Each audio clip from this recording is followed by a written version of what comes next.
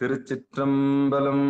தென்னாடுடைய சிவனே போற்றி, எந்நாட்டவர்க்கும் இறைவா போற்றி, ஏகம்பத்துரையந்தாய் போற்றி, பாகம் பெண்ணொரு ஆனாய் போற்றி, அண்ணாமலையம் அண்ணா போற்றி, கண்ணார் அமுதக்கடலே போற்றி, காவாய் கனகத்திரளே போற்றி, கையிலை மலையானே போற்றி போற்றி.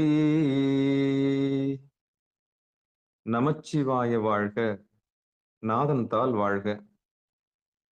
அன்பர்களுக்கு ஆன்ம வணக்கம்.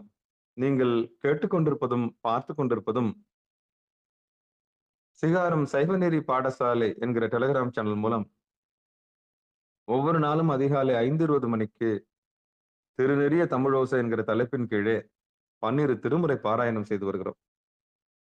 அந்த வகையிலே சிவபெருமானுடைய பெரும் கருணையினாலே திருமூல நாயனார் இயற்றிய திருமந்திரம் என்கிற நூலை நாம் தற்போது சிந்தித்து வருகிறோம். நம்முடைய நிகழ்ச்சிக்கு வருகை தந்துள்ள அத்தனை அடியார் பெருமக்களையும் வருக வருக என்று வரவேற்று அவர்களுடைய பொற்பாதங்களை மனமொழி மெய்களாலே வணங்கி நிகழ்ச்சிக்குள் இனிதே நுழைவோம். நுழைவதற்கு முன்பதாக 12 திருமுறை ஆசிரியர் துதிகள், பிறகு திருக்கோயில் அடைதல், திருக்கதவம் திறத்தல், திருப்பள்ளி எழுச்சி போன்ற பாடல்கள் எல்லாம் பாடி நிகழ்ச்சியை துவங்குவதை ஒரு வழமையாக வைத்திருக்கிறோம். அந்த வகையிலே இன்றைக்குண்டான 12 திருமுறை ஆசிரியர் துதி. வாங்க, யார் படிக்கிறீங்க? அனைவருக்கும் வணக்கம். வாங்க. 12 திருமுறை ஆசிரியர்கள் துதி.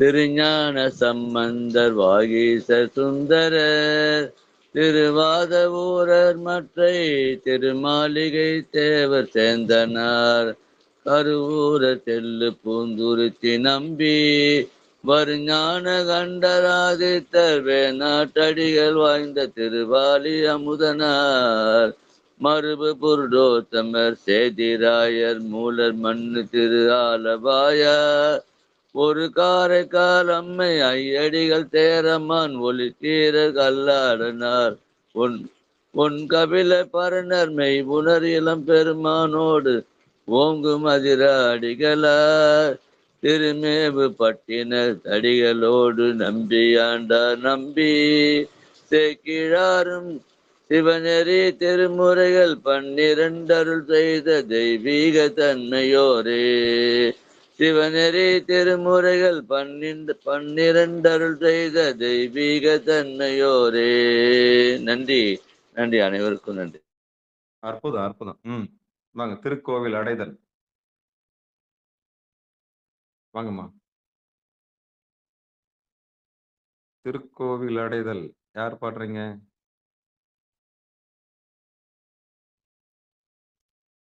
யாரும் இல்லையா? சரிங்க. தாமதனையா?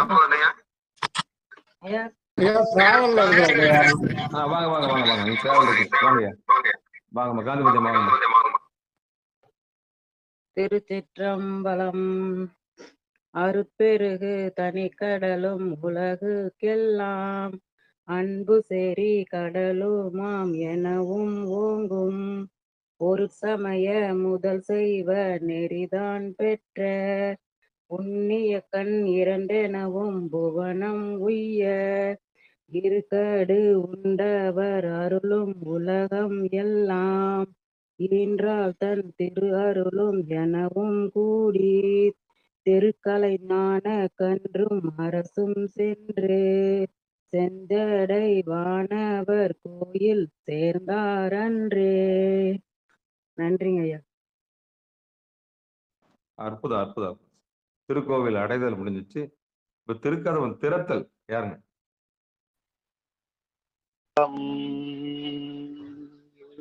அனைத்து அடியார் பெருமக்களுக்கும் இனிய விடியல் வணக்கம். திருச்சிற்றம்பலம். விடுமின் வெகுளி வேட்டை நோய் மிகவோர் காலம் இனி இல்லை, உடையானடிக்கு பெரும் சாத்தோடு உடன் போவதற்கே ஒரு படுமில், அடைவோம் நாம் போய் சிவபுரத்து அணியார் கதவது அடையாமே, உடைபாட்டுருகி போற்றுவோம் புயங்கள் ஐயா ஆழ்வார் புகழ்களையே உடைபாட்டுருகி போற்றுவோம். புயங்கள் ஆழ்வார் புகழ்களையே புயங்கள் ஆழ்வார் புகழ்களையே புயங்கள் ஆழ்வார் புகழ்களையே. திருச்சிற்றம்பலம். நன்றி ஐயா. நன்றிங்க சிவபெருமான். திருச்சிற்றம்பலம். திறத்தல் முடிஞ்சிச்சு. அப்புறம் திருப்பள்ளி எழுச்சி.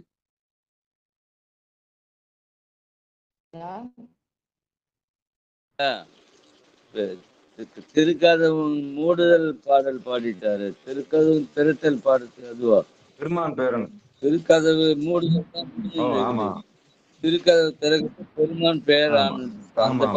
ஐயா நீங்க முனுசாமி ஐயா பாடுங்க, திறத்தல் பாடுங்க. அம்மா நீங்க இருங்க கொஞ்சம்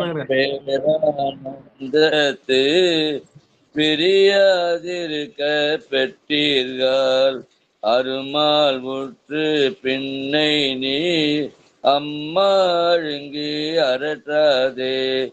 திருமாமணிசே திருக்கதவும் திறந்த போதே சிவபுரத்து திருமாலரியா திருப்புயங்கன் திருத்தாள் சென்று சேர்வோமே. நன்றி ஐயா. குறுக்கிட்டு நன்றி ஐயா. நான் மறந்துட்டேன். நான் சரியானது ஓடி வந்து தெருவில் வந்தேன். அதுல பாட்டு மறந்துட்டேன். இந்த ஆரம்பமே எனக்கு இதெல்லாம் ஆரம்பத்துல நான் சொல்லியிருந்தேன். இதெல்லாம்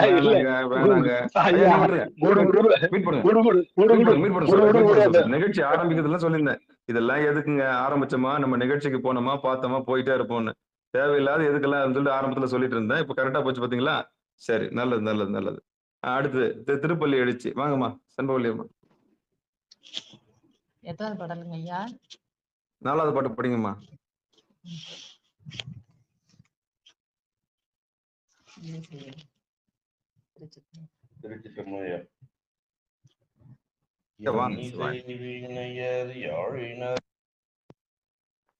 இருக்கோடு துத்திரம் என்பினர் ஒருபால் துண்ணிய பிணைமலர் கையினர் ஒருபால் தொழுகையர் அழுகையர் துவல்கையர் ஒருபால் சென்னியில் அஞ்சலி கூப்பினர் ஒருபால் திருப்பெருந்துறையுரை சிவபெருமானே என்னையும் ஆண்டு கொண்டு இன்னொருள் புரியும் எம்பெருமான் பள்ளி எழுந்தருளாயே.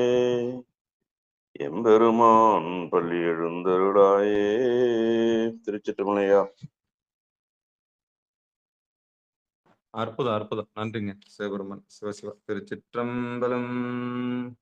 ஆரொருவர் உள்குவார் உள்ளத்துள்ளே அவ்வுருவாய் நிற்கின்ற அருளும் தோன்றும் வாருருவ பூன்முலை நன்மங்கை தன்னை மகிழ்ந்தொரு பால் வைத்துகந்த வடிவும் தோன்றும் நீருருவ கடலிலங்கை அரக்கற்கோனை நெருநெருன அடத்திட்ட நிலையும் தோன்றும் போருருவ கூற்றுதைத்த பொற்பூன் தோன்றும் பொழில் திகழும் பூவனத்தெம் புனித நாற்கே பொழில் திகழும் பூவனத்தெம் புனித நாற்கே. அன்பர்களுக்கு ஆன்ம வணக்கம். நீங்கள் கேட்டுக்கொண்டிருப்பதும் பார்த்து கொண்டிருப்பதும் சிகாரம் சைவநெறி பாடசாலை என்கிற டெலிகிராம் சேனல் மூலம் ஒவ்வொரு நாளும் அதிகாலை 5:20 மணிக்கு 12 திருமுறை பாராயணம் செய்து வருகிறோம். அந்த வகையில் சிவபெருமானை பெரும் கருணையினாலே நாம் தற்போது திருமந்திரம் என்கிற நூலை சிந்தித்து வருகிறோம். அதிலே 3ஆம் தந்திரத்திலே தாரணை என்கிற பகுதியை நாம் பார்த்து வருகிறோம். அதில் நேற்று அதனுடைய நிறைவு பாடல் பாடுவதற்கு முன்பதாக நிகழ்ச்சியை நிறைவு செய்து விட்டோம். அதிலே இடைச்செருகலாக ஒரு பாடல் இருக்கிறது என்று இங்கு குறிப்பு தர்ம ஆதனத்தில் கொடுக்கப்பட்டிருக்கிறது. அந்த பாடல் முன்னும் வந்த எல்லாம் முடிந்தனர் பின்னை வந்தவர்க்கு என்ன பிரமாணம் 300 கோடி உருகது பேசிடில் என்னமாயும் இடிகரை நிற்குமே அப்படின்னு சொல்லிட்டு இந்த பாடல் இடைச்செருகலாக சொல்லப்பட்டிருக்குன்னு சொல்லிட்டு தர்ம ஆதனத்துல போட்டிருக்காங்க. ஆனா சைவன்.org தான் இப்போ ஃபாலோ பண்றதா ஐயா நமக்கெல்லாம் சொல்லிட்டு இருந்தாங்க. அந்த வகையில பார்க்கும்போது சைவன்.org எடுத்துக்கிட்டீங்கன்னா நேத்து முடிச்ச பாடல் பாத்தீங்கன்னா திருவருள் கருணையினால நிரம்பிய ஈரைந்தில் 5 போனால் இறங்கி விழித்திருந்த என் செய்வை பேதாய் வரம்பினை கோலி வழி செய்வார்க்கு குரங்கினை கோட்டை பொதியலுமாமே அப்படின்ற பாட்டு நம்ம பார்த்தோம். அதுக்கான விளக்கம் இந்த உடம்புக்குள்ள 10 வாயுக்கள் இருக்கிறதாகவும், அந்த 10 வாயுக்கள் வந்து உங்களுக்கு நல்லா தெரியும். அதாவது சிவபெருமானுடைய பெரும் கருணையினால பிராணன் உள்ள உயிர் வருது இல்லையா? அதுக்கு பிராணன்னு பேரு. அதே பிராணன் வந்து வெளிய போச்சுன்னா உதானன்னு பேரு. ஒரே பிராணன் தான் உள்ள வருது. ஒரே அந்த பிராணன் வந்து உடம்பெல்லாம் சுத்திகரிப்பு பண்ணிட்டு கார்பன் டை ஆக்சைடா வெளிய போனா அதுக்கு உதானன்னு பேரு. அதே பிராணன் தான் உள்ள வந்து உடம்பு ஃபுல்லா வியாபிச்சு ஒரு ஒரு ஒரு சமநிலையில வச்சிருக்குதுன்னா அதுக்கு சமானன்னு பேரு. அதே பிராணன் தான் நம்ம இரைப்பைக்குள்ள இருந்து குடல் வரைக்கும் இந்த ஜீரணத்துக்கு உதவுச்சுன்னா அதுக்கு வியானன்னு பேரு. அதே பிராணன் தான் இப்போ ஜீரணம் பண்ண உணவை கொண்டு போய் சிறுகுடல்ல இருந்து பெருகுடலுக்கும், பெருகுடல்ல இருந்து மலதுவாரத்தின் வழியா மலத்தை வெளியேற்றுறதுக்கும், சிறுநீரகத்தின் வழியா சிறுநீரகத்தை வந்து புஷ் பண்ணி மூத்திரத்தை வெளியேற்றுறதுக்கும் இந்த அபானன்றது பயன்படுது. அப்போ ஒரே காற்று தான் பிராணன்னா உள்ள வருது. அதே பிராணன் தான் என்ன பண்ணுது? உதாரணம்னா வெளியே போகுது. அதே பிராணன் தான் உடம்பு ஃபுல்லா பரவி இருக்கிறதுனால சமானனா இருக்குது. அதே பிராணன் தான் இரைப்பையில ஜீரணம் பண்றதுக்கு உதவுறதுனால அதுக்கு வியானமா இருக்குது. அதே பிராணன் தான் ஜீரணம் பண்ண மொத்த உணவு பொருளையும் மொத்தத்தையும் வெளியேற்றுறதுக்கும், சிறுநீர் துவார வழியாக மூத்திர துவாரத்தின் வழியாக மூத்திரத்தை வெளியேற்றுறதுக்கும் இந்த காற்று தேவைப்படுது. அதுக்கு மட்டுமா இந்த அபானன் தேவைப்படுது? அதுக்கு மட்டும் தேவைப்படல. குழந்தை பெத்துக்கணும்னா நம்ம என்ன பண்ணணும்? அதை முக்கி தான் எடுக்கணும். அதுதான் முக்குனா அந்த குழந்தை வெளியே வரதுக்கான எல்லா ஏற்பாடு இருக்குது. அப்போ அதுக்கும் வந்து இந்த அபானன் தேவைப்படுது. அதே மாதிரி விந்து வெளியேறதுக்கும் அபானன், அதாவது இந்த மூச்சு காற்று தேவைப்படுது. மூச்சு காற்று இல்லைன்னா வந்து விந்து விந்து முருகவேல் விந்து, முந்து முந்து முருகவேல் முந்துன்னுவாங்க. அப்ப முந்தணும்னா என்ன பண்ணணும்னா அந்த அந்த விந்து போய் அந்த முதல் விதை போய் விழணும் இல்லையா கருப்பையில, அந்த பாத்திரத்துல விழறதுக்கு வந்து இந்த காற்று இல்லைன்னா முடியாது. ஆக மொத்தம் காற்று இல்லைன்னா எல்லாமே இல்லை. அப்படிப்பட்ட பிராணன் தான் நமக்கு எல்லாம் உயிரா இருக்குது. அதுவே உயிர் காற்றா இருக்குதுன்னு சொல்லி நம்ம பார்த்தோம். அதுல 10 வாயுல முதல்ல 5 வாயு நம்ம இப்ப லைட்டா பார்த்துருவோம். ஏன்னா நேத்து குறிப்பு கொஞ்சம் எடுத்தேன்.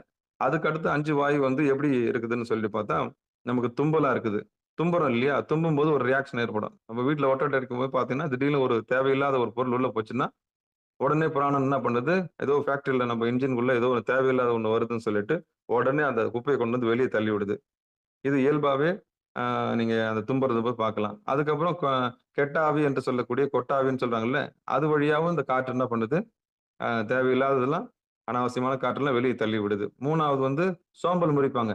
சோம்பல் முறிக்கிறது என்னன்னு உங்களுக்கு தெரியும் நினைக்கிறேன். அப்படியே உடம்பு ஃபுல்லா அப்படி திரும்பி படுத்து அப்படி திரும்பி படுத்து முறுக்குனா மட்டும்தான் அந்த உடம்பு ஃபுல்லா இருக்கிறப்போ எல்லா இடத்துலயும் பிராணனை போய் கொண்டு போய் சேர்க்கும். அதுல தேவையில்லாததுல கொண்டு வந்து உடம்பு வழியா மயிர் துவாரங்கள் வழியா வெளியேற்றணும். இது வந்து சோம்பல் முறிக்கிறது. சோம்பல் முடிச்சோம்னா அந்த தேவையில்லாதெல்லாம் வெளியே போயிடும். இப்படி தும்பும் போதும், அப்புறம் தும்புறதுக்கு அப்புறம் என்னது? அப்புறம் வந்து நம்ம கொட்டாவி விடும் போதும், அதுக்கப்புறம் வந்து இந்த சோம்பல் முறிக்கும் போதும், அதுக்கப்புறம் நுண்காற்று, அப்புறம் வந்து மென்காற்றுன்னு ஏதோ பிரிக்கிறாங்க. ஆமா. தேவதத்தன்னு அதுக்கு பேர் வைக்கிறாங்க. தனஞ்சயன்றது எலும்பு, அந்த மக்ஜையில போய் கரெக்ட்டா வந்து ஸ்ட்ராங்கா கடைசி வரலும் இருந்து செயல்படுறதுனால அதுக்கு தனஞ்சயன்னு சொல்லப்படுது. இப்படி ஒவ்வொரு காற்றுக்கும் 10 விதமான காற்று நம்ம உடம்புக்குள்ள இருந்து ரன் பண்ணுதுங்க. ஆ இதுதான் என்ன சொல்றது? தசரதன்னு சொல்லுவாங்கன்னு நினைக்கிறேன். இந்த தேர் வந்து நடக்கணும்னா, இந்த 10 பேர் இல்லன்னா முடியாது. எந்த தேர் நடக்கணும்னா, இந்த உடம்புன்ற தேர் நீங்க எடுத்து நடத்தணும்னா, இந்த 10 பேர் இல்லாத முடியாது. அதுக்கு தான் தசரதன்னு பேர் வச்சிருக்காங்க. "பாப்பா தசரதா" அப்படின்னா தசம்னா 10. இந்த 10 இல்லன்னா ஒருத்தன் என்ன பண்ண முடியாது? எழுந்து வர முடியாது. இவங்க இந்த 10 பேர் இல்லன்னா பிரம்மனால ஒண்ணும் பண்ண முடியாது. இந்த 10 பேர் இல்லன்னா விஷ்ணுவால எதுவுமே செய்ய முடியாது. இந்த 10 பேர் ருத்ரனால எதுவும் பண்ண முடியாது. இந்த 10 பேர் இல்லன்னா ஜீவனுங்க உயிரோ என்ன பண்ண முடியாது? இருக்க முடியாது. அப்ப எது மூலமா இருக்குதுன்னா, இதுதான் மூலமா இருக்குது. அப்ப சாமி எப்படி வந்து போறாரு உள்ள? மகேஸ்வரனா வந்து போறாரு. அதான் மூச்சு பிராணனா வந்து போறாரு. மகேஸ்வரியா வெளிய போறாங்க. இப்ப ஆற்றல்னா என்னன்னு தெரிஞ்சு போச்சா? ஆற்றல்னா சிவபெருமான் தான். சிவபெருமான் தான் ஜீவசக்தியா வராரு, மூச்சா வராரு. இந்த ரகசியம் தெரிஞ்சவங்க பிராணன வீண் பண்ண மாட்டாங்க. அதத்தான் நம்ம வந்து போன பாட்டுக்கு அது முன் பாட்டு பார்த்தோம். தேவையில்லாம அந்த அந்த அந்த 5 காத்தும் வீணா போச்சுன்னா நமக்கு என்ன கதி நடக்கும் அப்படின்றத நம்ம 9வது பாட்டுல இது 8வது பாட்டுல பார்த்தோம்னு நினைக்கிறேன். இப்ப நம்ம வந்து கரெக்டா 9வது பாட்டுக்கு போவோம். 9வது பாட்டுல என்ன போட்டிருக்குன்னா, முன்னம் வந்தனர் எல்லாம் முடிந்தனர் பின்னை வந்தவர்க்கென்னே பிரமாணம் 300 கோடி உருவதி பேசிடில் என்ன மாயம் இடிகரை நிற்குமே. இது தர்மயாதத்துல பொழிப்புரை இதுக்கு எழுதல. ஏன்னா இது இடைச்செருகல்னு அவங்க குறிப்பு சொல்றாங்க. முன்னம் வந்தனர் எல்லாம் முடிந்தனர். வந்தவங்க எல்லாம் இருக்க முடியுமா அங்கேயே போயிட்டாங்க. பின்னை வந்தவருக்கு என்ன பிரமாணம்? வர்றவங்களுக்கு எல்லாம் என்ன கேரண்டி? அதாவது இந்த பழுத்த ஓலையை பார்த்து குருத்து ஓலை சிரிக்குமா? என்னது என்ன பழுத்து போச்சுன்னு சொல்லிட்டு இது என்ன இது ஊர்ஜிதம் சொல்லுங்க பார்க்கலாம். எவ்வளவு நாளைக்கு நிலைக்கும் அந்த இளமை? அது பழுத்த ஓலையை பார்த்து இந்த குருத்த ஓலை என்ன பண்ணுமா? முன்னம் வந்தனர் எல்லாம் முடிந்தனர். வந்தவங்க எல்லாம் போயிட்டாங்க. பின்னை வந்தவருக்கு என்ன பிரமாணம்? என்ன கேரண்டி இருக்குது? இன்னைக்கு வர்ற மொட்டு நாளைக்கு அது கீழே சாமிக்கு போட்டு கீழே போய் என்ன பண்ணும்? அவ்வளவு கீழே தான் கிடக்கும். அப்போ இந்த குருத்த ஓலை இந்த பழுத்த ஓலையை பார்த்து கிண்டல் அடிக்கிறதுன்றது அனாவசியம் தானே. சொல்லுவாங்க இந்த சின்னவங்க வந்து ரத்த தோர்ல என்ன பண்ணுவாங்க? ஓரம் இல்லை பெருச அப்படின்னுவாங்க. அது ஓரம் நில்லுன்னு சொல்லும் போது நெஞ்சு அப்படியே பதைக்கும். ஏன்னா ஒரு காலத்துல அவங்க எங்க இருந்திருப்பாங்க தெரியுமா?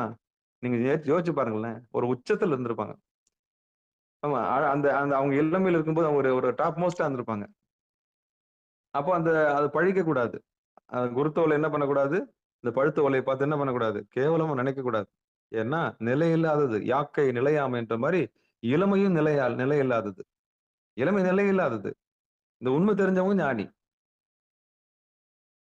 அப்ப பின்னை வந்தவருக்கு என்ன பிரமாணம்? என்ன பிரமாணம் இருக்கு? ஒண்ணும் இல்லையே. 300 கோடி உருகதி பேசிடில் என்ன அடுத்தவங்கன்னா ஒண்ணு இல்லைங்க போட்டு படுத்தா போயிடுச்சுங்க எல்லாம். அப்புறம் நான் என்னமாய இடிகரை நிற்குமே. அப்புறம் சுடுகாட்டுல இருந்தப்ப என்ன பண்ண எல்லாமே நிற்கும். இது வந்து என்ன எப்படி கண்டுபிடிச்சாங்கன்னு தெரியல. இடைச்செருகல்னு சொல்லப்படுது. ஆனா வந்து இந்த 3ஆம் தந்திரத்துல சைவநெறி.comல வந்து பாத்தீங்கன்னா இந்த பாட்டு முன்னம் வந்தனர் எல்லாம் முடிந்தனர் பின்னை வந்தவர் என்ன பிரமாணம் 300 கோடி உருகதி பேசிடில் என்ன மாயம் இடிகரை நிற்குமே.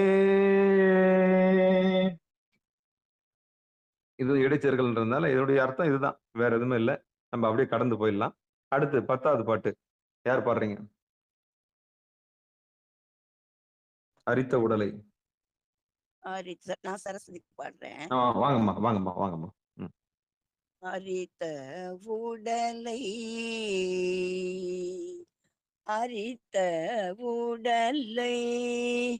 ஐம்பூதத்தில் வைத்து ஒரு தஜம்பூதம் சத்தாதியில் போந்து தெரித்த மன்னாதி சித்தாதியில் செல்ல தரித்தது தாரணை தற்பரத்தோடே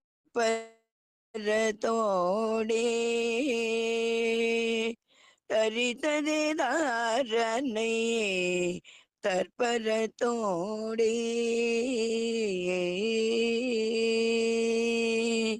நன்றி ஐயா. அற்புதம். நன்றிம்மா சிவபெருமான். தர்ம பொழிப்புரை படிச்சிடுறேன். தாரணையை மேற்கூறிய பாவனை அளவில் செய்யாது தத்துவ ஞானத்தை பெற்று அதன் வழி செய்யில் அஃது இறைவனோட ஒன்றி நிற்பதாகும். இப்போ தாரணைன்னா இப்போ எல்லாரும் உட்காடுறாங்க, நான் உட்காடுறேன், எல்லாரும் தவம் பண்றாங்க, நானும் தவம் பண்றேன் அப்படின்னா விஷயம் தெரியாம உட்காந்துங்கன்னா உங்களுக்கு புரியாது. ஏன் உட்காடுறோம், எதுக்கு உட்காடுறோம், என்னத்துக்கு உட்காடுறோம் அப்படின்னு தெரியாம நீங்க ஒரு கிளாஸ்ல இருந்தீங்கன்னா அப்புறம் எப்படி உங்களுக்கு புரியும்? தாரணையை மேற்கூறிய பாவனை அளவில். பாவனைன்னா உட்காரலாம். இப்ப நைட்டு கூட 9:50 நம்ம பாவிக்கிறோம். ஆனா ஏன் உட்காரோம், எப்படி பாவிக்கிறோம், என்னன்னு தெரிஞ்சு பாவிச்சோம்னா தான் உண்மை என்னன்னு நமக்கு விளங்கும். சொல்றாங்க செய்யறாங்க நிச்சயம் அது நமக்கு வந்து அது ஒத்து வராது. அப்ப இறைவனோட ஒன்றி இருப்பதற்கு வழி என்னன்னா இந்த ஐம்பூதத்தில் வைத்து பொருந்தும் பூதாதி அந்த தெரிந்த மனாதி சித்தாதின்னு சொல்லிட்டு அந்த பாட்டு சொல்லியிருக்காங்க இல்லையா? இதுல என்ன சொல்றாங்கன்னா இந்த உடம்பு வந்து அரித்த உடல், பசி பிணி மூப்புன்னா கண்டிப்பா தேஞ்சுதான் இது அழியும். ஆமா, இரும்பு அந்த துரும் பிடிக்கும்ல, இரும்பு துரும்பு பிடிக்கும்ல, அதே மாதிரி தான் நம்ம உடம்பும். உடம்புன்னு ஒண்ணு இருந்தா அது எப்படியும் தேயும். தேஞ்சு தான் அடி இப்ப விளக்கு ஏத்துட்டீங்க. அப்படியே 24 மணி நேரம் தொடர்ந்து எரியுது. எவ்வளவு தூரம் எண்ணெய் இருக்குதோ அவ்வளவு தூரம் தானே எரியும். இல்லன்னா எண்ணெய் நம்ம ஊத்தணும் இல்லையா? தீபம் எவ்வளவு அப்ப தூண்டு விளக்கா எரி விளக்கானாலும் தூண்டுகோல் எரி விளக்கானாலும் தூண்டுகோல் வேணுன்ற மாரி ஏதோ ஒண்ணு வேணும் தானே. அப்போ இந்த உடம்பு அரிச்சு போற உடம்பு தான். மூக்குகளால போக வேண்டிய உடம்பு தான். ஆனா இதுக்குள்ள பிராணன்னு ஒண்ணு வந்து நம்மள தக்க வைக்குது. அதுல இந்த பூதம், சத்து, ஆதி சத்து, இந்த மனம், சித்தம், புத்தம், அகங்காரின்றது அகங்காரம்னு சொல்லக்கூடிய தத்துவங்கள்ல எல்லாம் என்ன பண்ணுது? ஒரு சேர இருக்குது. எது வரைக்கும் இருக்கும்? உயிர் இருக்கிற வரைக்கும் தான் இருக்கும். அப்போ இத வந்து ஒவ்வொன்னும் தெரிஞ்சு, உண்மைய புரிஞ்சு, முதல்ல இந்த உடம்பு கை கால் ஒடுங்கி முதல்ல, "டேய் கை கால் அடங்கி உட்கார்றான்னு" சொல்றாங்கல்ல. கப்பு சிப்புன்னு உட்காரு, கை கட்டு, வாய பொத்து அப்படின்றோம்ல. அதே மாரிதான். கை அடங்கி, கால் அடங்கி ஒரு ஆசனத்துல உட்கார்ந்து, உடம்பு ஒடுங்குனாலும் மனம் ஒடுங்கணும்ல அடுத்து. ஆமா. அப்போ உடம்புக்குள்ள இருக்கிற அந்த பிராணன ஒடுக்கி, அதுக்கப்புறம் மூச்சு காற்ற எடுத்து, அதுக்கப்புறம் வந்து மனசு மனன்ற ஒரு பெரிய வியாபகம் இருக்கு இல்லையா? அது போய் மனம், சித்தம், புத்தி, அகங்காரம். ஆமா. இந்த 4 பேர் இருக்கிறாங்க. இது ஆணவத்தோட கூடியிருப்பாங்க. இதுக்கு நான்முகன்னு பேரு. அவங்களெல்லாம் சல்யூட் அடிச்சு, அப்புறம் அது போய் ஒடுங்கும். எங்க ஒடுங்கும்? காரிருள்ல போய் ஒடுங்கும். அதான் நாராயணன். அந்த நாராயணன்ற ஹரியில ஒடுங்கி, அந்த நாராயணன் சாமிக்கு எப்படி இருப்பான்? வாகனமா இருப்பான். புரியுதுங்களா?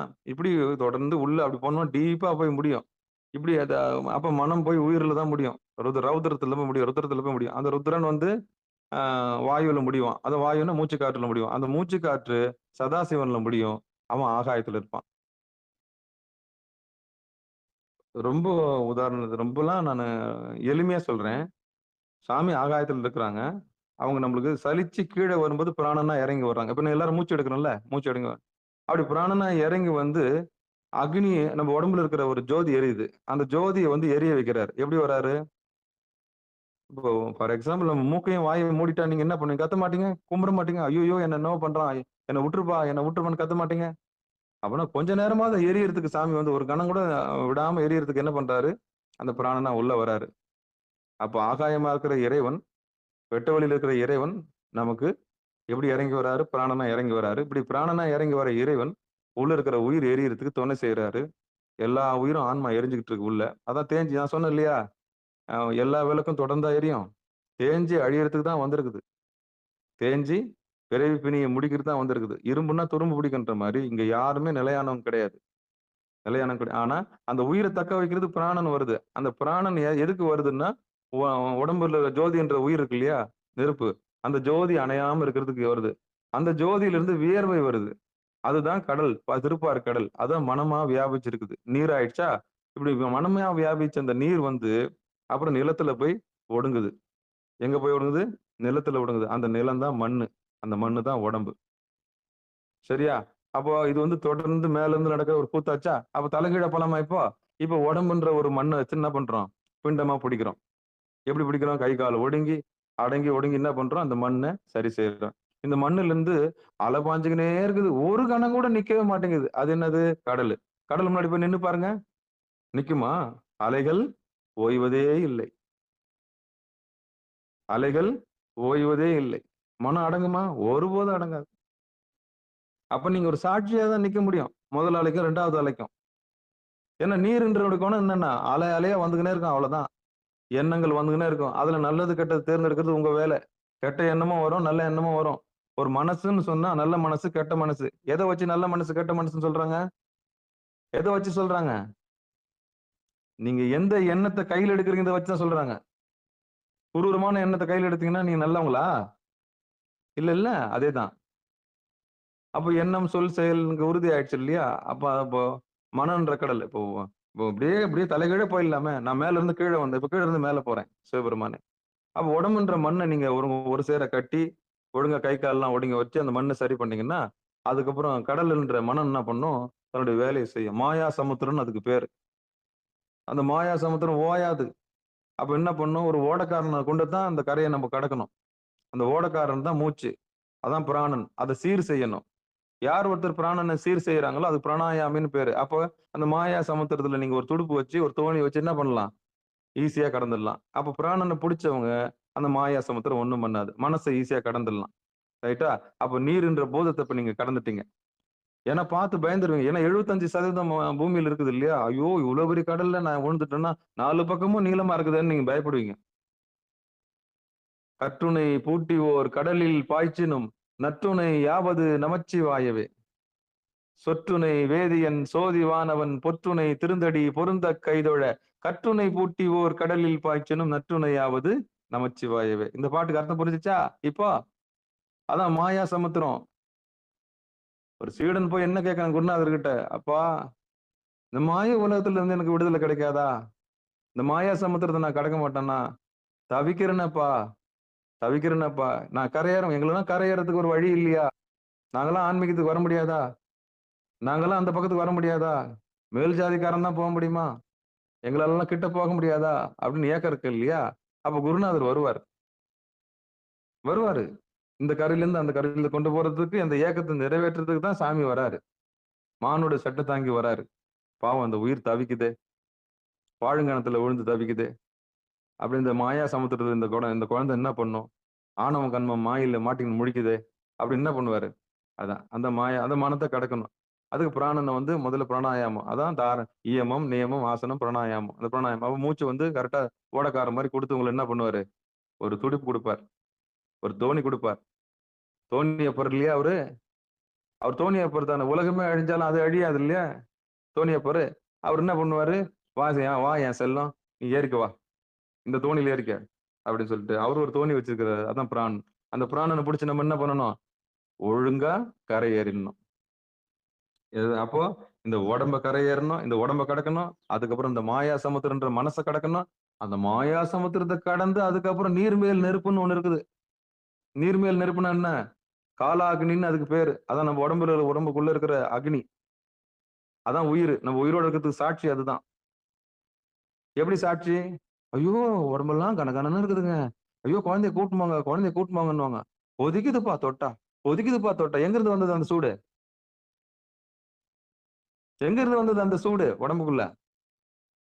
சூடு பறக்க தேய்ங்க கையன்றாங்கல்ல, கை காலம் தேய்ச்சி விடுங்க, சூடு பறக்க தேய்ச்சி. எங்க இருந்து வருது சூடு? ஒரு கையும் வராசி பாருங்க, சூடு வருதா இல்லைன்னு பாருங்க. எந்த பொருள் வராசினா சூடு வரும். ஆனா உடம்புக்குள்ள சூடு எப்படி வருது? அக்னி இருக்கும் தானே வருது. ஜுரம் அடிக்குது, ஏன் வருது? தேவையில்லாத பொருளை வெளியேற்றுறதுக்கு ஜுரம் வருதா இல்லையா? ஜுரம் தானாவா வருது? உடம்புல இருக்க கழிவு வெளியேற்றுறதுக்கு வருது. அப்ப சாமி இருக்கிறது உறுதி ஆயிடுச்சா? உள்ள தீபம் இருக்கிறது உறுதி ஆயிடுச்சா? நம்ம உடம்புக்குள்ள ஒரு தீபம் இருக்கிறது உறுதி ஆயிடுச்சா? ஜுரம் வரும்போது தெரியும், கனகனன்னு அடிக்குது இல்லையா? அப்ப உடம்புல சூடு இருக்குன்னு அர்த்தம். சூடு போயிடுச்சுன்னா உயிர் போயிடும். என்னங்க உடம்புல எதுவுமே இல்ல, உடம்புல எதுவுமே இல்லைன்னுவாங்க, பல்ஸே இல்லைன்னுவாங்க. என்ன சொல்லுவாங்க? தொட்டு பார்த்துட்டு என்ன சொல்லுவாங்க? பல்ஸ் கூட இல்லைங்க அப்படின்னுவாங்க. பல்ஸே இல்லைங்க, படுத்திருக்கிறாருங்க. அப்படின்னா உடம்பு சூடு தேய்ப்பாங்க. ஏன்னா பனியில மாட்டின்னு இருக்கு அந்த உயிர். உடனே சூடு பறக்க தேய்ச்சி ஹீட் கொடுப்பாங்க. ஹீட் கொடுத்து மேல ரொம்ப அனலா வைப்பாங்க. சில உயிருக்கு தான் அந்த இது என்னது ஐசியூல வைப்பாங்க, ஏன்னா உயிரை தக்க வைக்கிறது. சில உயிர் என்ன பண்ணி ஆகணும்? ஹீட் கொடுக்கணும். அந்த ஹீட் கொடுத்து அதை தக்க வச்சு அப்புறம் தான் பிராணன் வந்து டக்குன்னு வந்து ஒட்டும். அப்போ உடம்புல நெருப்பு இருக்கிறது உறுதி ஆயிடுச்சு. அதான் உயிரா இருக்குது. அப்போ உடம்புன்ற மண்ணை கடந்து, மனம்ன்ற கடலை கடந்து, அதுக்கப்புறம் உயிர்ன்ற நெருப்பை நம்ம என்ன பண்றோம்? தொடரும். உயிர்ன்ற நெருப்பு தொட்ட பிறகுதான் எவ்வுயிரும் தம்முயிர் போல நினைப்பு. இதெல்லாம் படிநிலை. இதெல்லாம் படிநிலை. அந்த நெருப்பு எதை கொண்டு எரியுது? சும்மா எரியுமா? விலை கொளுத்தி நீங்க ஒரு கண்ணாடி டப்பால மூடி வைங்க பார்க்கலாம். எவ்வளவு பெரிய அழகான விளக்கா இருந்தாலும் கண்ணாடி குடுவில் எரியுமா? மரக்கால்ல போட்டு மூடி வச்சா எரியுமா? அது மாதிரி எவ்வளவு பெரிய சரீரமா இருந்தாலும் மூக்கையும் வாயும் மூணு உயிரோட இருப்பாங்களா?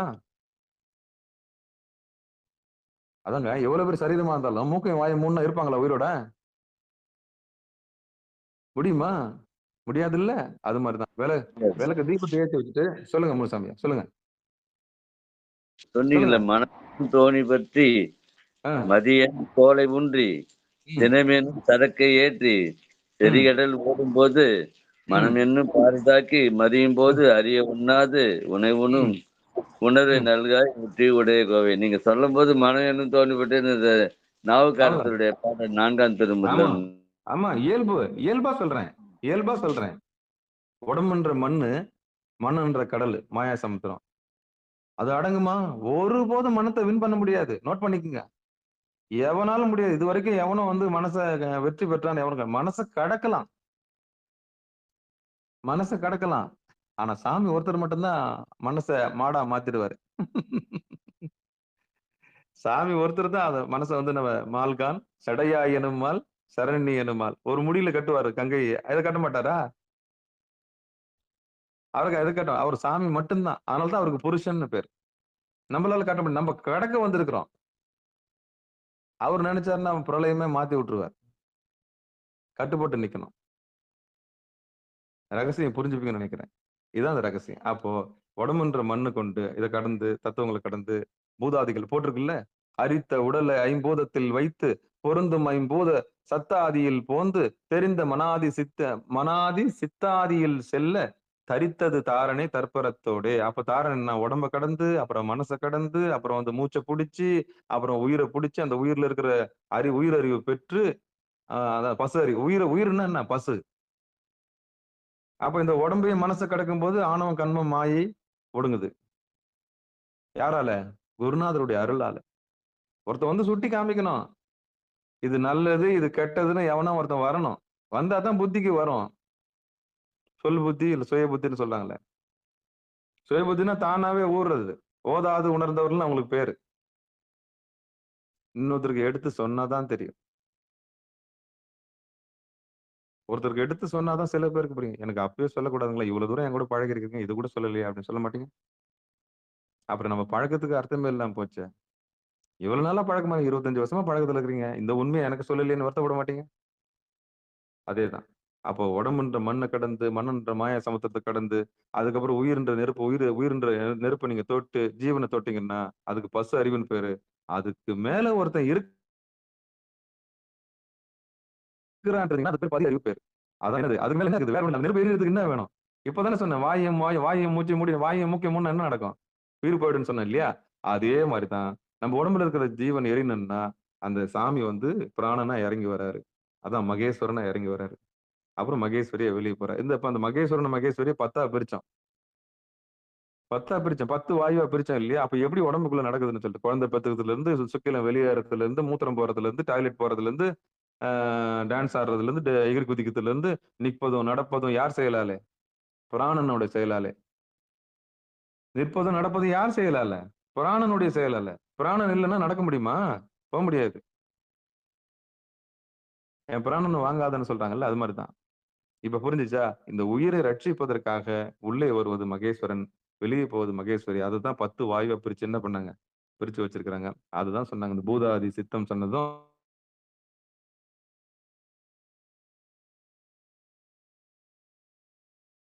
இதுதான். அப்ப இந்த அடித்து போகிற தாரணி இந்த உண்மையை தெரிஞ்சுக்கிட்டு நீங்க தவத்துல உட்காந்தீங்கன்னா, ஆஹா, உண்மையை தெரிஞ்சுக்கிட்டு நீங்க தவத்துல உட்காந்தீங்கன்னா அப்போதான் தாரணை கூடும். உண்மை தெரியாம நீங்க உட்கார்ந்தீங்கன்னா வெறுமனே மோட்டு வேலையை பார்த்துன்னு உட்காந்துருப்பீங்க.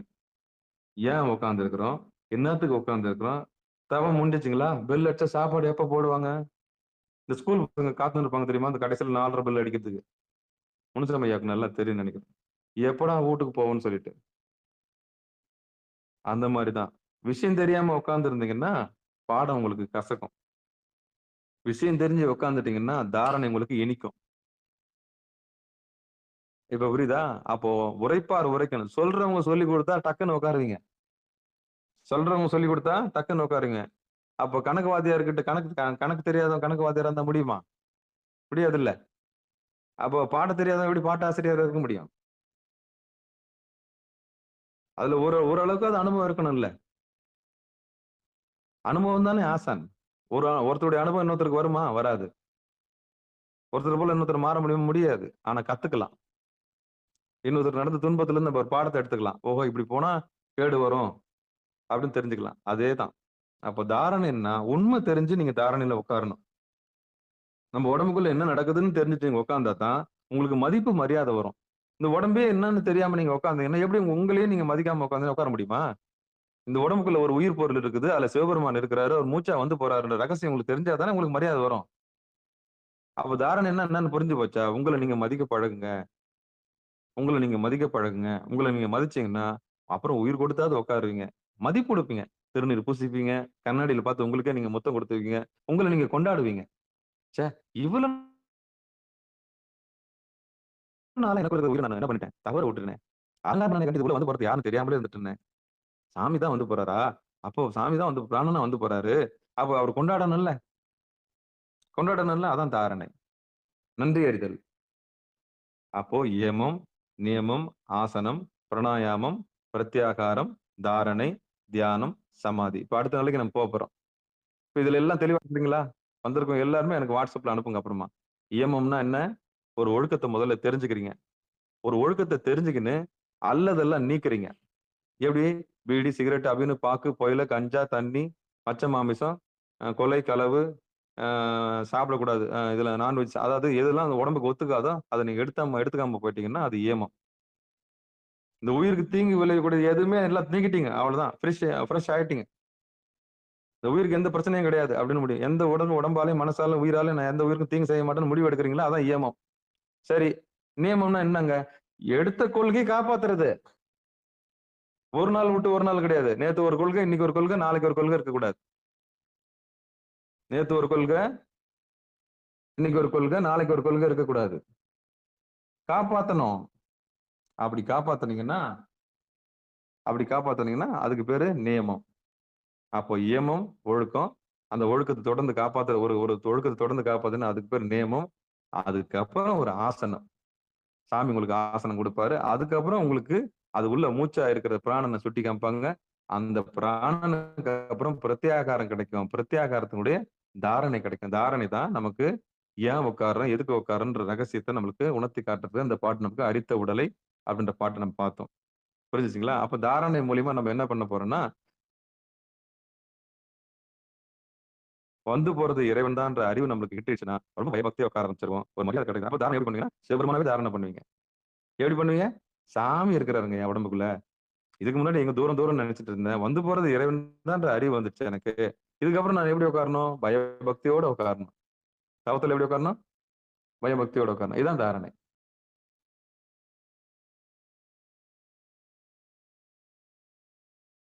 சரி. இப்ப உண்மை புரிஞ்சுட்டு இருக்குன்னு நினைக்கிறேன். இதுக்கப்புறம் உங்களுக்கு வந்து எந்த வித சந்தேகமும் இருக்காதுங்க. ஏன்னா நான் இயம நியமம்லாம் சொல்லி தரும்போது நான் வரல கிளாஸ்க்கு. இயமம், நியமம், ஆசனம், பிராணாயாமம், பிரத்யாகாரம், தாரணை. இதுவரைக்கும் தாரணை பார்த்திருக்கோம். அடுத்து நம்ம என்ன பார்க்க போறோம்னா, தியானம் பார்க்க போறோம்.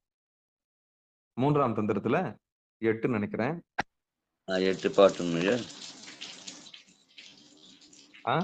தியானம் இருக்கா பாருங்க. 8 தியானம். அதான் 3ஆம் தந்திரத்துல வந்துட்டுங்க. ஆமா தியானம். தியானத்துக்கு போயிடலாம். பாட்டு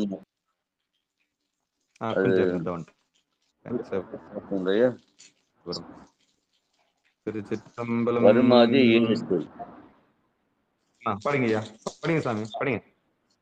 பருமாதி ஈரட்டுள் வந்த தியானம் பொருவாத புந்தி புலன் போக மேவல் குருவாய சக்தி பரத்தியான முன்னும் குருவார் சிவ தியானம் யோகத்தின் கூரே பருமாதி ஈரட்டுள் வந்த தியானம் பொருவாத புந்தி புலன் போக மேவல் உருவாய சத்தே பரத்தியான முன்னும் குருவா சிவ தியானம் யோகத்தின் கூரே. திருச்சிற்றம்பலம். அற்புதம், அற்புதம். தர்மயாதன் கொடுத்த பழிப்புரையை படிச்சிடறேன். சிவபெருமான் சிவசிவா. தாரணை இறுதிக்கண் சொல்லியவாறு போதும் 5 தன்மாத்திரை 5 அந்தகரணம் 4 பிரகிருதி 1 என்னும் 15 தத்துவ 15உடன் பொருடன் 1 கூட 16ஐயும் தியான முறைப்படி அவ்வாற ஆதாரங்களில் யோகமாகவே முடியும். அதாவது ஆதாரங்களில் வைத்து தியானித்தல் கருவி கரணங்களில் நின்று நீங்கி நிற்கும் சாதன யோகமாகவே முடியும். அதற்கு மேல் ஒளிவடிவாகிய சக்தியையும் அதற்கு மேல் அருவாய் நிற்கும் சிவத்தையும் தியானித்தலே சாத்திய யோகமாம். ஆகவே தியான யோகம் சாதன சாத்திய வகையால் இங்கனம் இருக்கூறாய் நிற்கும் என்க. இப்போ இது பாமரர்களுக்கு புரிய மாதிரிதான் நான் உடம்பு மனசுன்னு இந்த 5ஆ பிரிச்சேன். நான் உள்ள ரொம்ப டீப்பா எடுக்க போனா இது என்ன நம்மளுக்கு தலை சுத்தலா இருக்குது, புது புது வார்த்தையா இருக்குதுன்னு நீங்க பயந்து ஓடிடக்கூடாது. அதுக்காக தான் நான் அந்த சொல்லுக்கெல்லாம் போல. இந்த சித்தாந்த வகுப்புலாம் மலபரி பாகம், அப்புறம் சத்தினி பாதம், இருவினை வகுப்பு. என்னடா இது என்னவோ சொல்றாங்களே நம்ம அது புரியாது. வந்தவங்களுக்கு அது கொஞ்சம் இயல்பா எடுத்து சொல்லணும். அப்படி சொன்னா தான் புரியும். இல்லன்னா அது புரியாது. ஏன்னா அவங்க அனுபவிச்சா தான் சொல்ல முடியும். அப்ப வருமாதி ஈரட்டுள் வந்த தியானம், பொருவாத புந்தி புலன் போக மேவல், உருவாய் சக்தி பரத்தியானம் உண்ணும், குருவார் சிவத்தியானம் யோகத்தின் கூரே. இத்தனை படிக்கணும். உடம்புன்னா எவ்வளவு படிநிலை கடந்து போகணும்னு இப்பதான் சொன்னேன் நான். மனசுன்னா எவ்வளவு மாயா சமுத்திரத்தை கடந்து போகணும்னு இப்பதான் சொன்னேன் நான். அதுக்கப்புறம் உயிர்னா எப்படி எரியுதுன்னு சொன்னேன் நான். பிராணனை கொண்டுதான் எரியுதுன்னு சொன்னேன். அப்போ அந்த உயிர் இருக்கிறதுக்கான காரணம் பிராணன். அந்த பிராணன் எங்க இருந்து வருதுன்னா ஆகாயத்துல இருந்து வருது அப்படின்றது நம்ம எல்லாம் பார்த்தோம். இது எல்லாமே தத்துவங்கள் தான். இது எல்லாமே பூதம் 5. எப்படி 5 பூதம். இப்ப எப்படி இந்த உடம்புன்னு சொன்னா அது மண் இருக்குது. தப்பா படிச்சுட்டு மனம்னு சொன்னா அது நீர் இருக்கு. பொதுவாய சக்தி பர தியானம் உருவாய சக்தி பரத்தியானம். அதான் சொல்றேன். சிவ நன்றிங்க. நான் படிக்கிறேன் இப்போ. வருமாதி ஈரட்டுள் வந்த தியானம், பொருவாத புந்தி புலன் போக மேவல், உருவாய சக்தி பரத்தியானம் உன்னோ, குருவார் சிவத்தியானம் யோகத்தின் கூரே.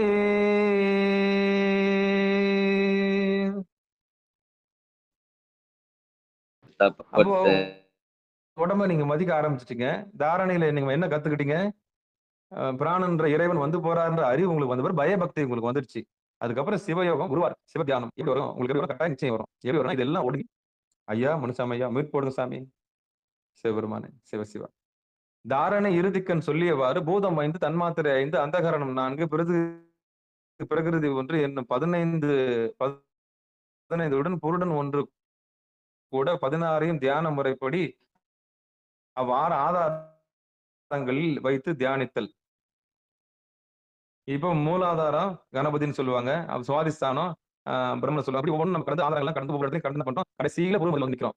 புரியுதா? அதுதான் தியான யோகம். சாதன சாத்திய வகைகள் இங்க இரு கூறாய் சாமி வந்து என்ன பண்றாரு? இங்க நிற்கும். அந்த அறிவு சொல்ற குருவார் சிவத்தியானம் யோகத்தின் கூறு. யோகம்ன்றது 2 மெர்ஜா வருது.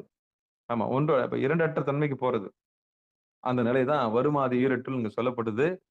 தாரணைக்கு அப்புறம் தியானத்துக்குள்ள நுழையும் போது என்ன நடக்கும்ன்றதை நம்ம விரிவா பார்ப்போம்.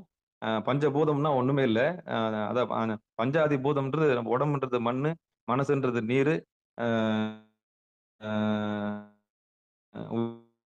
உயிர்ன்றது நெருப்பு, அதுக்கப்புறம் நம்ம பிராணன் விசுத்தி இருக்குல்ல தொண்டகுழி, அது வந்து காற்று, அதுக்கப்புறம் வந்து ஆகாயம் எது தெரியுமா? சதாசிவம், புருவ மத்தியம். அதான் சதாசிவம். அப்போ உடம்பு இருக்கிற மண், அந்த உடம்புன்ற மண்ணை கடந்து, மனம்ன்ற நீரை கடந்து, உயிர்ன்ற நெருப்பை கடந்து, பிராணன்ற மூச்சை கடந்து, அதான் வாயுவை கடந்து, அதுக்கப்புறம் ஆகாயம் என்ற வெட்ட வெளியில நம்ம இறைவன் என்ன பண்றோம் பார்க்கலாம். அப்போ பஞ்சபூதமும் அதுல ஒடுங்கி இருக்குது. இந்த தத்துவங்கள் 15 அப்படின்னு சொல்றாங்க இல்லையா? கடைசியில புருஷனா இருக்குது சாமி தான். புருஷ தத்துவம்னு சொல்லக்கூடியது. இது எல்லாமே இயல்பா நமக்கு வாய்க்கும் சித்திக்கும் அப்படின்னு சொல்லி 2வது பாட்டுக்கு போலாம். எப்படின்னா தாரணைக்கு வந்துட்டு பயபக்தி வந்துருச்சாலும் ஆட்டோமேட்டிக்கா உங்களுக்கு எல்லாமே உங்களுக்கு கிடைச்சிடும். ஆனா ஏன் உட்காரோம், எதுக்கு உட்காரோன்னு தெரியாம உட்கார்ந்தீங்கன்னா உங்களுக்கு எதுவுமே கிடைக்காது. ஆனா உட்காந்து தேய்ச்சிட்டு தான் போகணும். இடத்த தேய்ச்சிட்டு தான் போகணும். ஆமாங்க போனங்க. இப்ப 22,000 ரூபாய் கட்டணுங்க அந்த யோகா கிளாஸுக்குன்னு சொல்லுவீங்க. 22,000 ரூபாய் கட்டி நீங்க என்னத்தை கத்துக்கினீங்க? பதஞ்சலி யோகா சூத்திரன்னு பேர் வைப்பாங்க. பதஞ்சலி யோகா சூத்திரன்னு சொல்லி யோகா சொல்லித்தரேன். அப்ப இது வீம்புக்குன்னு போய் படிப்பீங்க. உங்ககிட்ட பைசா இருக்குதுன்னு சொல்லிட்டு படிப்பீங்க. பணிவும் பக்தி இல்லாம நீங்க என்ன படிச்சு என்ன பிரயோஜனம்? உண்மை என்னன்னு தெரியாம நீங்க உட்காந்து ஒரு பிரயோஜனம் இல்லைல்ல. அவர் வந்து அவருக்கே பக்தி இருக்கா? திருநீர்னா என்னன்னு தெரியாது, ருத்ராட்சம்னா என்னன்னு தெரியாது, 5 எழுத்துனா என்னன்னு தெரியாது, சாமின்னா என்னன்னு தெரியாது. அவர் வந்து சொல்லிக் கொடுப்பார். அவர் என்ன பண்ணிருப்பாரு? பயிற்சி செஞ்சிருப்பார். அவர் ரோபோ மாதிரி சொல்லிக் கொடுப்பார். அவர் பக்தி இல்லாதவன் சொல்லிக் கொடுத்தா எடுபடுமா? அப்ப நெறிய என்னன்னு தெரியாதவன் வந்து சொல்லிக் கொடுத்தா எடுபடுமா? பணிவு இல்லாதவன் சொல்லிக் கொடுத்தா எடுபடுமா? எடுபடாது இல்ல. அம்மனாம் அஞ்சுமாறு. திருநீர் பூசலாம் பயப்படு, ருத்ராட்சம் போலாம் பயப்படு. அவன் 5 எழுத்து சொல்லணும். அவன் அவன் சாமி கட்டுப்படல. கட்டுப்படாதவன் அடங்காதவன் எப்படி வாத்தியாரா இருக்க முடியும்? ஆணவம் தான் அவன் சொல்லி. ஏன்னா படிச்ச கர்வம் இருக்கும். படிச்ச கர்வம் இருக்கும். அந்த படிச்ச கர்வத்துல சொல்லிக் கொடுப்பான். அப்ப அது எடுபடுமா? எடுபடாது. அப்ப அந்த கர்வம் நம்மளுக்கு வேலைக்காகாது. அவன் குருநாதரா ஆக முடியாது. அப்ப அடுத்த அடுத்த நிலைக்கு நம்ம போகவும் முடியாது. அப்ப யோகா கிளாஸ், பதஞ்சலி யோக சூத்திரம், அந்த யோக சூத்திரம், எந்த யோக சூத்திரமா இருந்தாலும் பணிவும் பக்தியும் இல்லாத இடத்துல நாம போய் ஒரு பயிற்சி எடுத்துக்கொள்ள கூடாது. ஆமா, ஒரு சித்தாந்தம் சொல்லி தர்றாருன்னா அவர்கிட்ட பணிவு இருக்குதா பாருங்க, பக்தி இருக்குதா பாருங்க, அன்பு இருக்குதா பாருங்க, கருணை இருக்குதா பாருங்க, பேர் இரக்கம் இருக்குதா பாருங்க. ஒரு சின்ன டெஸ்ட் வச்சு பாருங்க. அந்த ஆளே ஆணவத்துல இருந்து இன்னும் மேல் இல்ல, அந்த ஆளு இன்னும் கண்மத்துல இருந்து மேல் இல்ல, அந்த ஆளு இன்னும் மயக்கத்துல இருந்து மேல் இல்ல. அவன் எப்படி ஆசிரியரா இருக்க முடியும்? அப்ப அது எடுத்து விட்ட போனன்னு அர்த்தம். அது எடுத்து விட்ட போனதான் அது. சும்மா வந்து என்ன பண்ணிட்டு போவோம், தேய்ச்சிட்டு நல்லா தூக்கம் வரும். அந்த ஆள் கிளாஸ் எடுத்தான்னா சித்தாந்த வகுப்பு எடுக்கும்போது நல்லா தூக்கம் வரும். தூக்கம் வந்தாதான் அது சித்தாந்த வகுப்புன்னு சொல்லுவானுங்க. ஒரு வகுப்புன்னு சொன்னா உங்களை அலர்ட் பண்ணணும். அடுத்து என்ன நீங்க சொல்ல வரீங்கன்ற நல்லா ஒரு சிரிப்பு காட்டுறீங்க. சிரிப்பு காட்டல இல்லைங்க, உண்மை. ஒரு வகுப்புன்னு சொன்னா எரியிற நெருப்பு மாதிரி இருக்கணும். அடுத்து என்ன சொல்ல போறாருன்னு இருக்கணும். வாயை பொளந்து கேட்டுக்கிட்டு இருக்கணும். ஆசிரியர் சொல்லும் போது அடுத்து என்ன சொல்ல வராரு அப்படின்னு வெறி இருக்கணும், பசி இருக்கணும். அவன் தான் ஆசிரியர், அவன் தான் மாணவன். மதியானம் என்ன சாப்பாடு? சாப்பிட்ட உடனே சித்தாந்த வகுப்புல உட்கார முடியுமா? பெஞ்சில் தூங்கின்னு அது பாட்டுன்னு ஒண்ணு என்ன பண்ணும், தலையை கொஞ்சம் அப்படி அப்படி ஊதும் டக்கு. இருவினை வகுப்பு, இருவினை வகுப்பு, இருவினை வகுப்பு, இருவினை வகுப்பு, மலபரிவாகம், மலபரிவாகம். அடப்பா, அதுக்கு மாச கட்டணம். போர்டுல தேய்ச்சிட்டு போய் என்ன பண்றது? ஒரு ஆர்வம் இருக்கணும், ஒரு வெறி இருக்கணும், அடுத்து என்னன்ற ஒரு பெரிய இருக்கணும். அந்த மாணாக்கர்களை கொண்டுதான் என்ன பண்ணணும்? எல்லாருக்கும் ஈஸ்வரன் நாட்டம் இருக்குது இல்லையே? வீம்புக்கு, சர்டிபிகேட்டுக்கு, பேருக்கு, புகழுக்கு எங்க போற? சித்தாந்த வகுப்புக்கு போறேன். இதுதான். அப்போ உண்மையானவங்க யாருன்னு பார்க்கணும். அதுக்கு அவங்க தகுதி இருக்கு. அப்ப அந்த அன்பு இருக்குதா? முதல்ல அடிப்படை அன்பு தான். அன்பும் கருணையும் இரக்கமும் இருக்குதான்னு பாருங்க. இயல்பா உயிரறிவு பெற்றிருக்கிறார்களான்னு பாருங்க. பசு அறிவு அவர்கள் பெற்றிருக்கிறார்களா? பதி அறிவு அவர்கள் பெற்றிருக்கிறார்களா? நடத்தே காமிச்சு கொடுத்துரும். அவங்க எப்படி பிஹேவ் பண்றான்னு பாருங்க ஒரு ஆசிரியர். ஆமா, பிஹேவ் பண்றாரு. பிஹேவ் நடத்திலே தெரிஞ்சிடும். பந்தா காட்டுறாரா, இல்ல ஜிலுஜிலுப்பு காமிக்கிறாரா, கார்ல வர்றாரா, எப்படி நடந்துக்கிறாருன்னு பாருங்க. கடுகு கொட்டினா கூட வாரத்துக்கு கூட தகுதி இருக்கணும் அவருக்கு. ஒண்ணு விடாம எடுக்கக்கூடிய பக்குவம் இருக்கணும். தவத்துல உட்காந்து 12 வருஷம் படிப்பு கிடையாது, 12 வருஷம் படிப்பு கிடையாது, 12 வருஷம் தவமா இருந்திருக்கணும். அவங்க தாங்க பேசுறதுக்கு லாக்கி உள்ளவங்க. அவங்க தான் பக்குவப்பட்ட ஆண் மக்கள். அவங்க தான் சித்தாந்தம்னா என்னன்னு சொல்றது தகுதி உள்ளவங்க. அவங்கள கவனிக்கணும் நம்ம. அவங்கள தான் சிறமேற்கொண்டு நம்ம கொண்டாடணும். அவங்க கிட்ட தான் குரு வார்த்தையா நம்ம எடுத்துக்கணும். அவங்க தான் சிவமா வந்து நம்மளுக்கு போதிக்கிறாங்க. கல்லால் மரத்திலிருந்து நமக்கு போதிக்கிற தட்சிணாமூர்த்தி அவங்க தான் வருவாங்க, மானோட சட்டை தாங்கி. ஆனா எதையும் எதிர்பார்க்க மாட்டாங்க. எதையும் எதிர்பார்க்க மாட்டாங்க. அந்த உயிருக்கு கொடுக்க வேண்டியதை கொடுத்துட்டு, அவங்க கிட்ட நீங்க ஒரு பருக்க வாங்கி, ஒரு தண்ணி வாங்கி, அவங்களுக்கு சாப்பாடு போட்டீங்கன்னா எவ்வளவு பெரிய புண்ணியம் தெரியுமா? உத்தமமான அடியார்கள். அவங்க குரு உபதேசம் பண்றதுக்கு வந்திருக்கிறாங்க நமக்கு. நம்ம தான் ஏங்கி இருக்கிறோம். அடுத்து நம்ம வாழ்க்கையில என்ன சொல்லி தர மாட்டாங்களா ஏங்கி இருப்போம். அவங்க வந்து சொல்லி கொடுத்துட்டு போவாங்க. அவங்க தான் ஞான குரு. அவங்க தான் நம்ம மானுட சட்டு தாங்கிய குரு. அப்படிதான் நம்ம என்ன பண்ணோம்? இந்த ஏமம், நியமம், ஆசனம், பிராணாயாமம், பிரத்யாகாரம், தாரணை. தாரணைன்றது கடவுள் உங்களுக்குள்ள இருக்கிறான்ற நினைப்பு வந்துட்ட பிறகு நீங்க தியானத்துக்கு வரீங்க. எதை தியானிக்கணும்? எதை தியானிக்கணும்? அடுத்த பாட்டுக்கு போலாம். வாங்க. அடுத்த பாட்டு யார் படிக்கிறீங்க? கண்ணாக்கு, மூக்கு. யாரும் படிக்கிறீங்களா? வாங்க, உமாம்மா வாங்க. படிங்க. கண்ணார்க்கும் மூக்கு செவிஞான கூட்டத்துடன் பன்னாக்கி நின்ற பழம்பொருள் ஒன்றுண்டு அண்ணாக்கின் உள்ளே அகண்ட ஒளி காட்டி புண்ணாக்கி நம்மை பிழைப்பித்த வாரே. அண்ணாக்கின் உள்ளே அகண்ட ஒளி காட்டி புண்ணாக்கி நம்மை பிழைப்பித்து வாரே. திருச்சிற்றம்பலத்தில் கண்ணாக்கு மூக்கு செவிஞான கூட்டத்துள் பன்னாக்கி நின்ற பழம்பொருள் ஒன்றுண்டு அண்ணாக்கின் உள்ளே அகண்ட ஒளி காட்டி பின்னாக்கி நம்மை பிழைப்பித்தவாறே.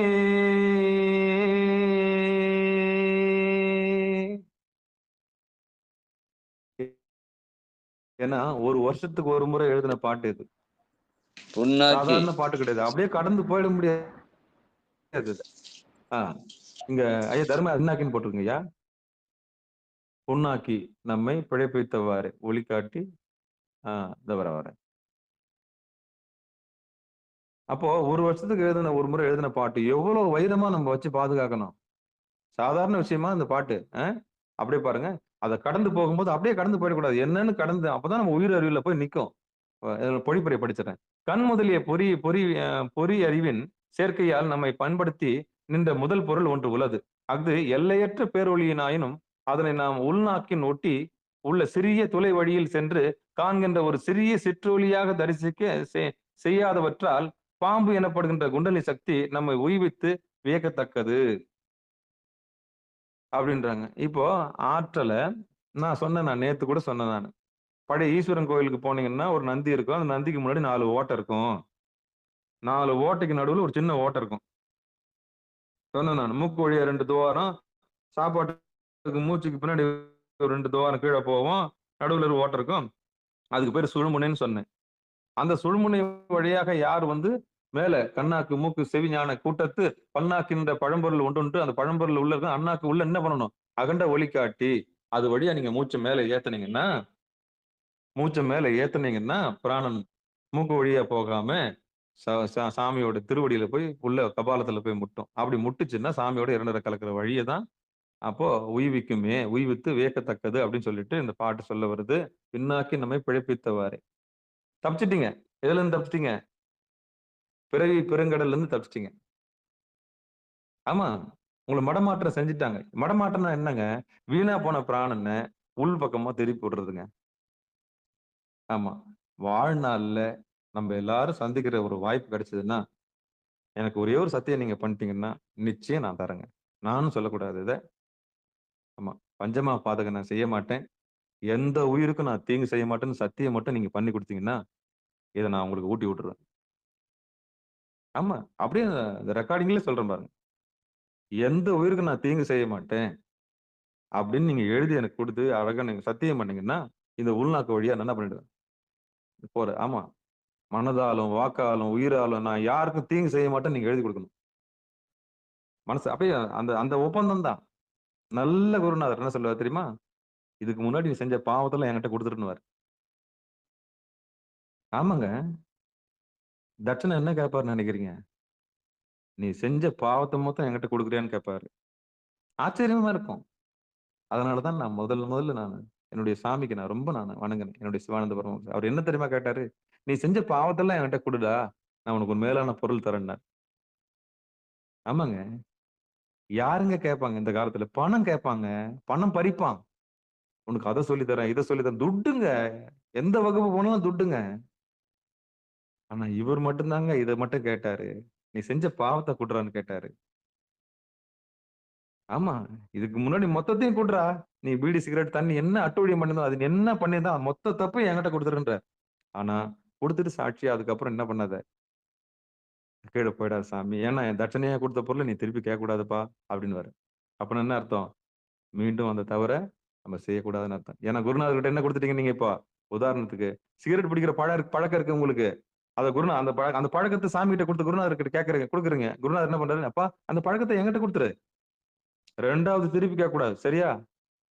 ஆனா காசு கொடுத்தா கூட திருப்பி கேட்போம். ஆனா பழக்கத்தை கொடுத்துட்டீங்கன்னா 2வது என்ன பண்ண? குருநாதர் கிட்ட ஒப்படைச்சிட்டீங்க. அதனாலதான் அவரு ரொம்ப நுட்பமா என் குருநாதர் என்ன பண்ணாரு? நீ செஞ்ச பாவத்தை எல்லாம் என்கிட்ட கொடுத்துரு சாமி, நான் உனக்கு உண்மையான பொருளை சுட்டி காமிக்கிறேன்னாரு.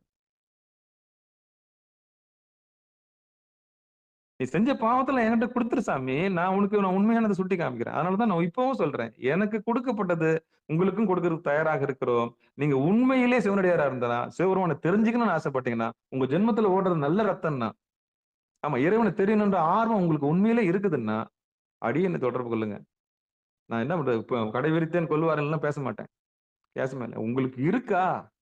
ஆர்வம் இருக்கா? ஆனா ஆணவம் அவ்வளவு சீக்கிரம் போவாது. ஜாதி கர்வம் போவாது. ஜாதி கர்வம் போவாது. வீம்பு அது. சாகும் தனியும் போகாது கட்டில்ல. அது இறங்கி வருமா? சொல்லிக் குடுத்தாலும் சொல்லிக் குடுப்பான்னு சொல்லுவீங்களா? எப்படி முடியும்? திமிரு போகுமா? ஜாதி கர்வம் போகுமா? தொழில் கர்வம் போகுமா?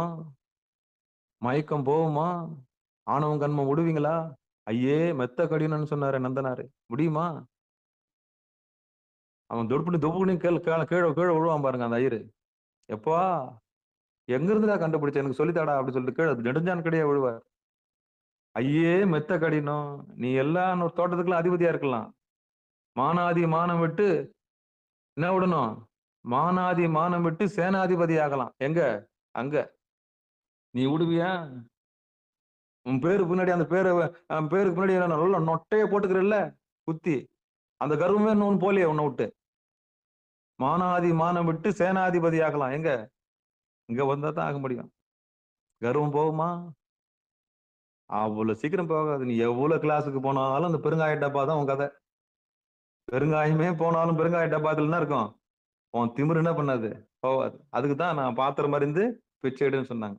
எச்சரிக்கையா இருக்கணும். ஆணவம் உள்ளவங்களுக்கு அதனால தான் நான் இப்போ ஓப்பனா சொன்னேன். பஞ்சமா பாதகம் செய்ய மாட்டேன், இழிவா பார்க்க மாட்டேன், எல்லா உயிரையும் சமமா பார்ப்பேன்னு உனக்கு புத்தி வந்துருச்சுன்னா, அந்த நேரத்துல தான் பிராணாயாமமும், பிரத்யாகாரமும், தாரணையும், தியானமும் வாய்க்கும். அது வரைக்கும் குருநாதர்கிட்ட அது கிடைக்காது. யாருமே அந்த வாசப்படிக்கே போக முடியாது. அந்த வாசப்படிக்கே போக முடியாது. வாய்ப்பே கிடையாது. சான்ஸே கிடையாது. பாப்பாரு ஆணவத்துடைய அளவு பாப்பாரு. இது கொடுக்கலாமா வேணாவா? இது தேருமா தேராதா? இது நம்மள காப்பாத்துமா காப்பாத்தா? குருநாதருடைய பேருக்கு இல்ல களங்கத்தை உண்டாக்குமா உண்டாக்காதா? அப்படிதாங்க 12 வருஷம் ஒரு சீடனை வச்சிருந்து பக்குவப்படுத்தி அதுக்கப்புறம் தாங்க அந்த உபதேசத்தையே கொடுப்பாங்க. உணர்வுபூர்வமா கிளாஸுக்கு வாங்க. புரியுதா?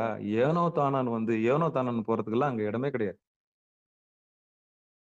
ஏனோ தானோன்னு போறதுக்கெல்லாம் அங்க வகுப்பே கிடையாது. கோடியில ஒருத்தன் தேர்வானா ஈஸ்வரனா. வந்து திண்ணைய பார்த்துட்டு, கூத்து பார்த்துட்டு, பின்னாடி டஸ்ட்ட தட்டிட்டு போறதுக்கு ஒண்ணும் வகுப்பு கிடையாது. இது கதா காலட்சேபம் கிடையாது. கதா காலட்சேபம் கிடையாது இது. கதை முடிஞ்ச பிறகு நல்லா இருந்தது. சொற்பொழிவு நல்லா பண்ணாருங்கன்னு சொல்லிட்டு சிரிப்பா சொல்லிட்டு போறது கிடையாது. வந்தா உணர்வுபூர்வமா அணுகணும். எத்தனை பேருக்கு சிவபெருமான தெரியணும்? ஈஸ்வர நாட்டம் இருக்குதா? வடிகட்டு, வடிகட்டு. வரல தேவையில்ல. 4 பேர் போதும். சனந்தர், சனகாதி முனிவர் 4 பேர் தான் இருந்தாங்க சாமிக்கு கீழ. உண்மையா இருக்கிறவங்க மட்டும் போதும். அவங்களே போதும். நான் சிவனடியை தெரிஞ்சுக்கணும்னு ஆசைப்படுறவங்க மட்டும்தான் சிவனடியார். அவங்க தான் நல்ல நல்ல மாணவர்களா இருக்க முடியும். அவங்க தான் நல்ல குருநாதரா மாற முடியும். நாளைக்கு அவங்க கலங்கரை விளக்கமா இருப்பாங்க. மானாதி மானம் விட்டு, ஜாதி கர்வத்தை விட்டு, தொழில் கர்வத்தை விட்டுட்டு, அப்பாடி இவ்வளவு சமயம் நம்ம தூக்கி சுமந்திருக்கிறோமே. இத்தனையும் தூக்கி போடு. சாமி மட்டும் தான் நிஜம். சாமி மட்டும் தான் நிஜம். தூக்கி போட முடியுமா? அதைத்தான் நான் படி சொல்றேன் நான். சாமியோட கருணை, ஞானியோட பார்வை, அவன் அருளாலே அவன் தாள் வணங்கும் போது பாசம் எட்ட ஓடிடுமா. பதி பசுவை பார்த்த உடனே பாசம் என்ன பண்ணிடுமா? ஓடியே போயிடும். துண்டை காணும், துணியை காணும், ஆணவம் கை கட்டி நிக்கும். இருக்கும் எல்லாமே ஒடுங்கி இருக்கும். வாய் பொத்தி நிக்கும். அப்பா தெரியாதனமா நம்ம என்ன பண்ணிட்டோம்? அந்த கர்வம், ஜாதி கர்வத்தை காமிச்சிட்டோம். தொழில் கர்வத்தை காமிச்சிட்டோம். இங்கெல்லாம் ஒடுங்கி நிக்கணும். கை கட்டி வாய் பொத்தி நிக்குமா. மாயா மாயா சக்தி என்ன பண்ணுவான்? டப்பா டான்ஸ் ஆடிடும். அந்த திருநாவுக்கரசர் மறுபடியும் அப்சரஸ் எல்லாம் மயக்கத்துக்கு வருவாங்கல்ல. பொம்பளைங்க எல்லாம் அவரை போமா உங்களுக்கு எல்லாம் அங்க வேலை கிடையாதுன்னு சொல்லுவார்ல. அது மாதிரிதான். சிவனடியாரை மயக்க முடியுமா? ஒரு அணு கூட அசைக்க முடியாது. ஏன்னா இறுக்கி யாரை பிடிச்சிட்டாங்க? பதிய பிடிச்சிட்டாங்க. இறைவனை இறுக்கி பிடிச்சவங்கள போய் ஒண்ணும் பண்ண முடியாது. அங்க ஆணவம் வேலை நடக்காது. அங்க கண்மம் வேலை நடக்காது. மாயா ஜாலம் வேலை நடக்காது. அப்படிப்பட்ட வைராக்கியம் உள்ளவங்களால் மட்டும்தான் யோகத்துக்கு தயாராகும். மற்றபடி வேற யாருக்கும் தயாராகும். அவங்க தகுதியே இல்லை. அவங்க சிவனடியார் சொல்றதுக்கே வெக்கமா இருக்கு. வெறும் வேஷம் தான். நல்லா இருக்கு. காலை மாலை நீரிலே மூழ்குகின்ற மாந்தரே, அந்த குளத்துல இருக்கிற தேரை என்ன பாவம்? அது என்ன புண்ணியம் பண்ணுச்சு? அது இன்னும் மோட்சம் அடிச்சுச்சா? முக்தி அடிச்சான்னு கேட்கறாருல்ல. அது மாதிரிதான். நல்லா ஜிலுன்னு என்ன பண்ணிக்கலாம்? வாரிக்கலாம், எண்ணெய் தேய்ச்சிக்கலாம், திருநீர் பூசிக்கலாம், ருத்ராட்சம் போட்டுக்கலாம். பக்காவா ரொம்ப தேஜஸா இருப்பாரு. 2 வேளை குளிச்சு என்ன போறது? என்ன உள்ள குளிக்கலையே, பக்குவப்படலையே. ஆணவம் ஒடுங்கல, மாய சமுத்திரத்தை கடக்கல, பிராணனை ஒடுங்கி பக்தி இல்ல, பணிவு இல்ல. அப்புறம் எப்படி நீங்க சேர்ப்பீங்க? அப்ப 2 வேளை குளிச்சு பிரயோஜனம் இல்லையே. அது ஷோ மட்டும் தானே. அப்போ அனுஷ்டானங்கள்லாம் வீணா போயிடும். அன்பு இல்லாதவன் எதை செஞ்சு என்ன பிரயோஜனம்? அடிப்படையே அன்பு தானே. ஒழுக்கம் இல்லாதவன் எதை செஞ்சு என்ன பிரயோஜனம்? ஒழுக்கமே இல்ல. அதுக்கப்புறம் செஞ்சு என்ன பிரயோஜனம்? இவ்வளவும் இருக்கு சாமி. அதான் இயமம், நியமம், ஆசனம், பிராணாயாமம், பிரத்யாகாரம், தாரணை, தியானம், சமாதி. இது முடிக்குங்காட்டியும் பெரிய பெரிய விஷயங்கள் நம்ம பார்ப்போம். நேரம் கருதி நம்ம நிறைவு செஞ்சுக்குவோம். ஏன் சாமி இதெல்லாம் நம்மள பேச வைக்கிறாருன்னா, பக்குவப்படுறதுக்காக பேச வைக்கிறாரு. ஆமா. இது ஏன் அத சொன்னேன்னா, அந்த உள்நாக்கு சிறுதுளை வழியாக சென்று சிற்றொலியாக தரிசிக்க செய்தவாற்றல் பாம்பு எனப்படுகின்ற குண்டலினி சக்தியை நம்மை உய்வித்து வியக்கத்தக்கது. அந்த நீலகண்டத்தை கடக்கிறது. ஆமா. கழுத்துக்கு தொண்டைக்குடி இருக்கு இல்லையா? அங்கதான் நீலி, காளி, சூலி எல்லாம் இருக்கிறாங்க. நம்மள தடுத்து கீழ வைக்கிறது. ஆமா. இந்த திருச்சாடல்ன்ற ஒரு பாட்டுல சிவபெருமான தவிர்த்து சிவபெருமான மறந்தவங்களுக்கு காளிக்கு தான் உணவு ஆவாங்கன்னு சொல்லிட்டு பாருங்க. ஒரு பாட்டு ஒண்ணு வரும். திருச்சாடல். முனுசாமி இருக்கீங்களா? ஊன் காளிக்கு உணவாவாள்ன்னு சொல்லிட்டு வரும். ஒரு பாட்டு ஒண்ணு. இறைவனை மறந்துட்டீங்கன்னா, அவங்க காளிக்கு தான் உணவாயிடுவீங்க. நீலி வந்து சாப்பிட்டுருவா நம்மள. ஆமா. அதனால அவர புடிச்சிட்டோம்னா, காளி நம்மளுக்கு ஜகான் குடுப்பா. அப்படியே சல்யூட் அடிச்சு, "அப்பா, அப்பா நீ சிவனடியார் புள்ள. நீ போயிடு சாமி. மேல போயிடு. தொண்டைக்குழிக்கு மேல போயிடு. திருநீலகண்டம், திருநீலகண்டம்னு சொன்னா காளி நம்மளுக்கு கட்டுப்பட்டு நிப்பா. திருநீலகண்டம், திருநீலகண்டம்னு சொன்னீங்கன்னா, காளி கழுத்துக்கு கீழ இருக்கிற பாம்பு இருக்குல்ல, நல்ல பாம்பு. அதான் நீலி, காளி, சூலி. ஆமா. திருநீலகண்டம்னு சொன்னீங்கன்னா, பாம்பு நம்மளுக்கு கட்டுப்பட்டு நின்னுடும். ஆமா. காளி நம்மளுக்கு கண்ட்ரோல்ல வந்துருவா. புரியுதுங்களா? அப்போ சிவபெருமான மறந்தவங்களுக்கு காளி கடவுளாயிடுவா. இந்த மந்திர தந்திரம் எல்லாம் பில்லி, சூன்யம், ஏவல் இதெல்லாம் காளி தான் காரணம். அவங்களுக்கு எல்லாம் கடவுள் அவதான் நீலி. சிவபெருமான தொட்டவங்களுக்கு அவ நம்மளுக்கு வழி விட்டு அந்த பாட்டு எடுத்துட்டீங்களா ஐயா? திருச்சாடல். அது எந்த பாட்டுன்னு தெரியலங்க. அதுல ஊன் காளிக்கு உணவாயிடுன்னு வரும் பாருங்க ஐயா.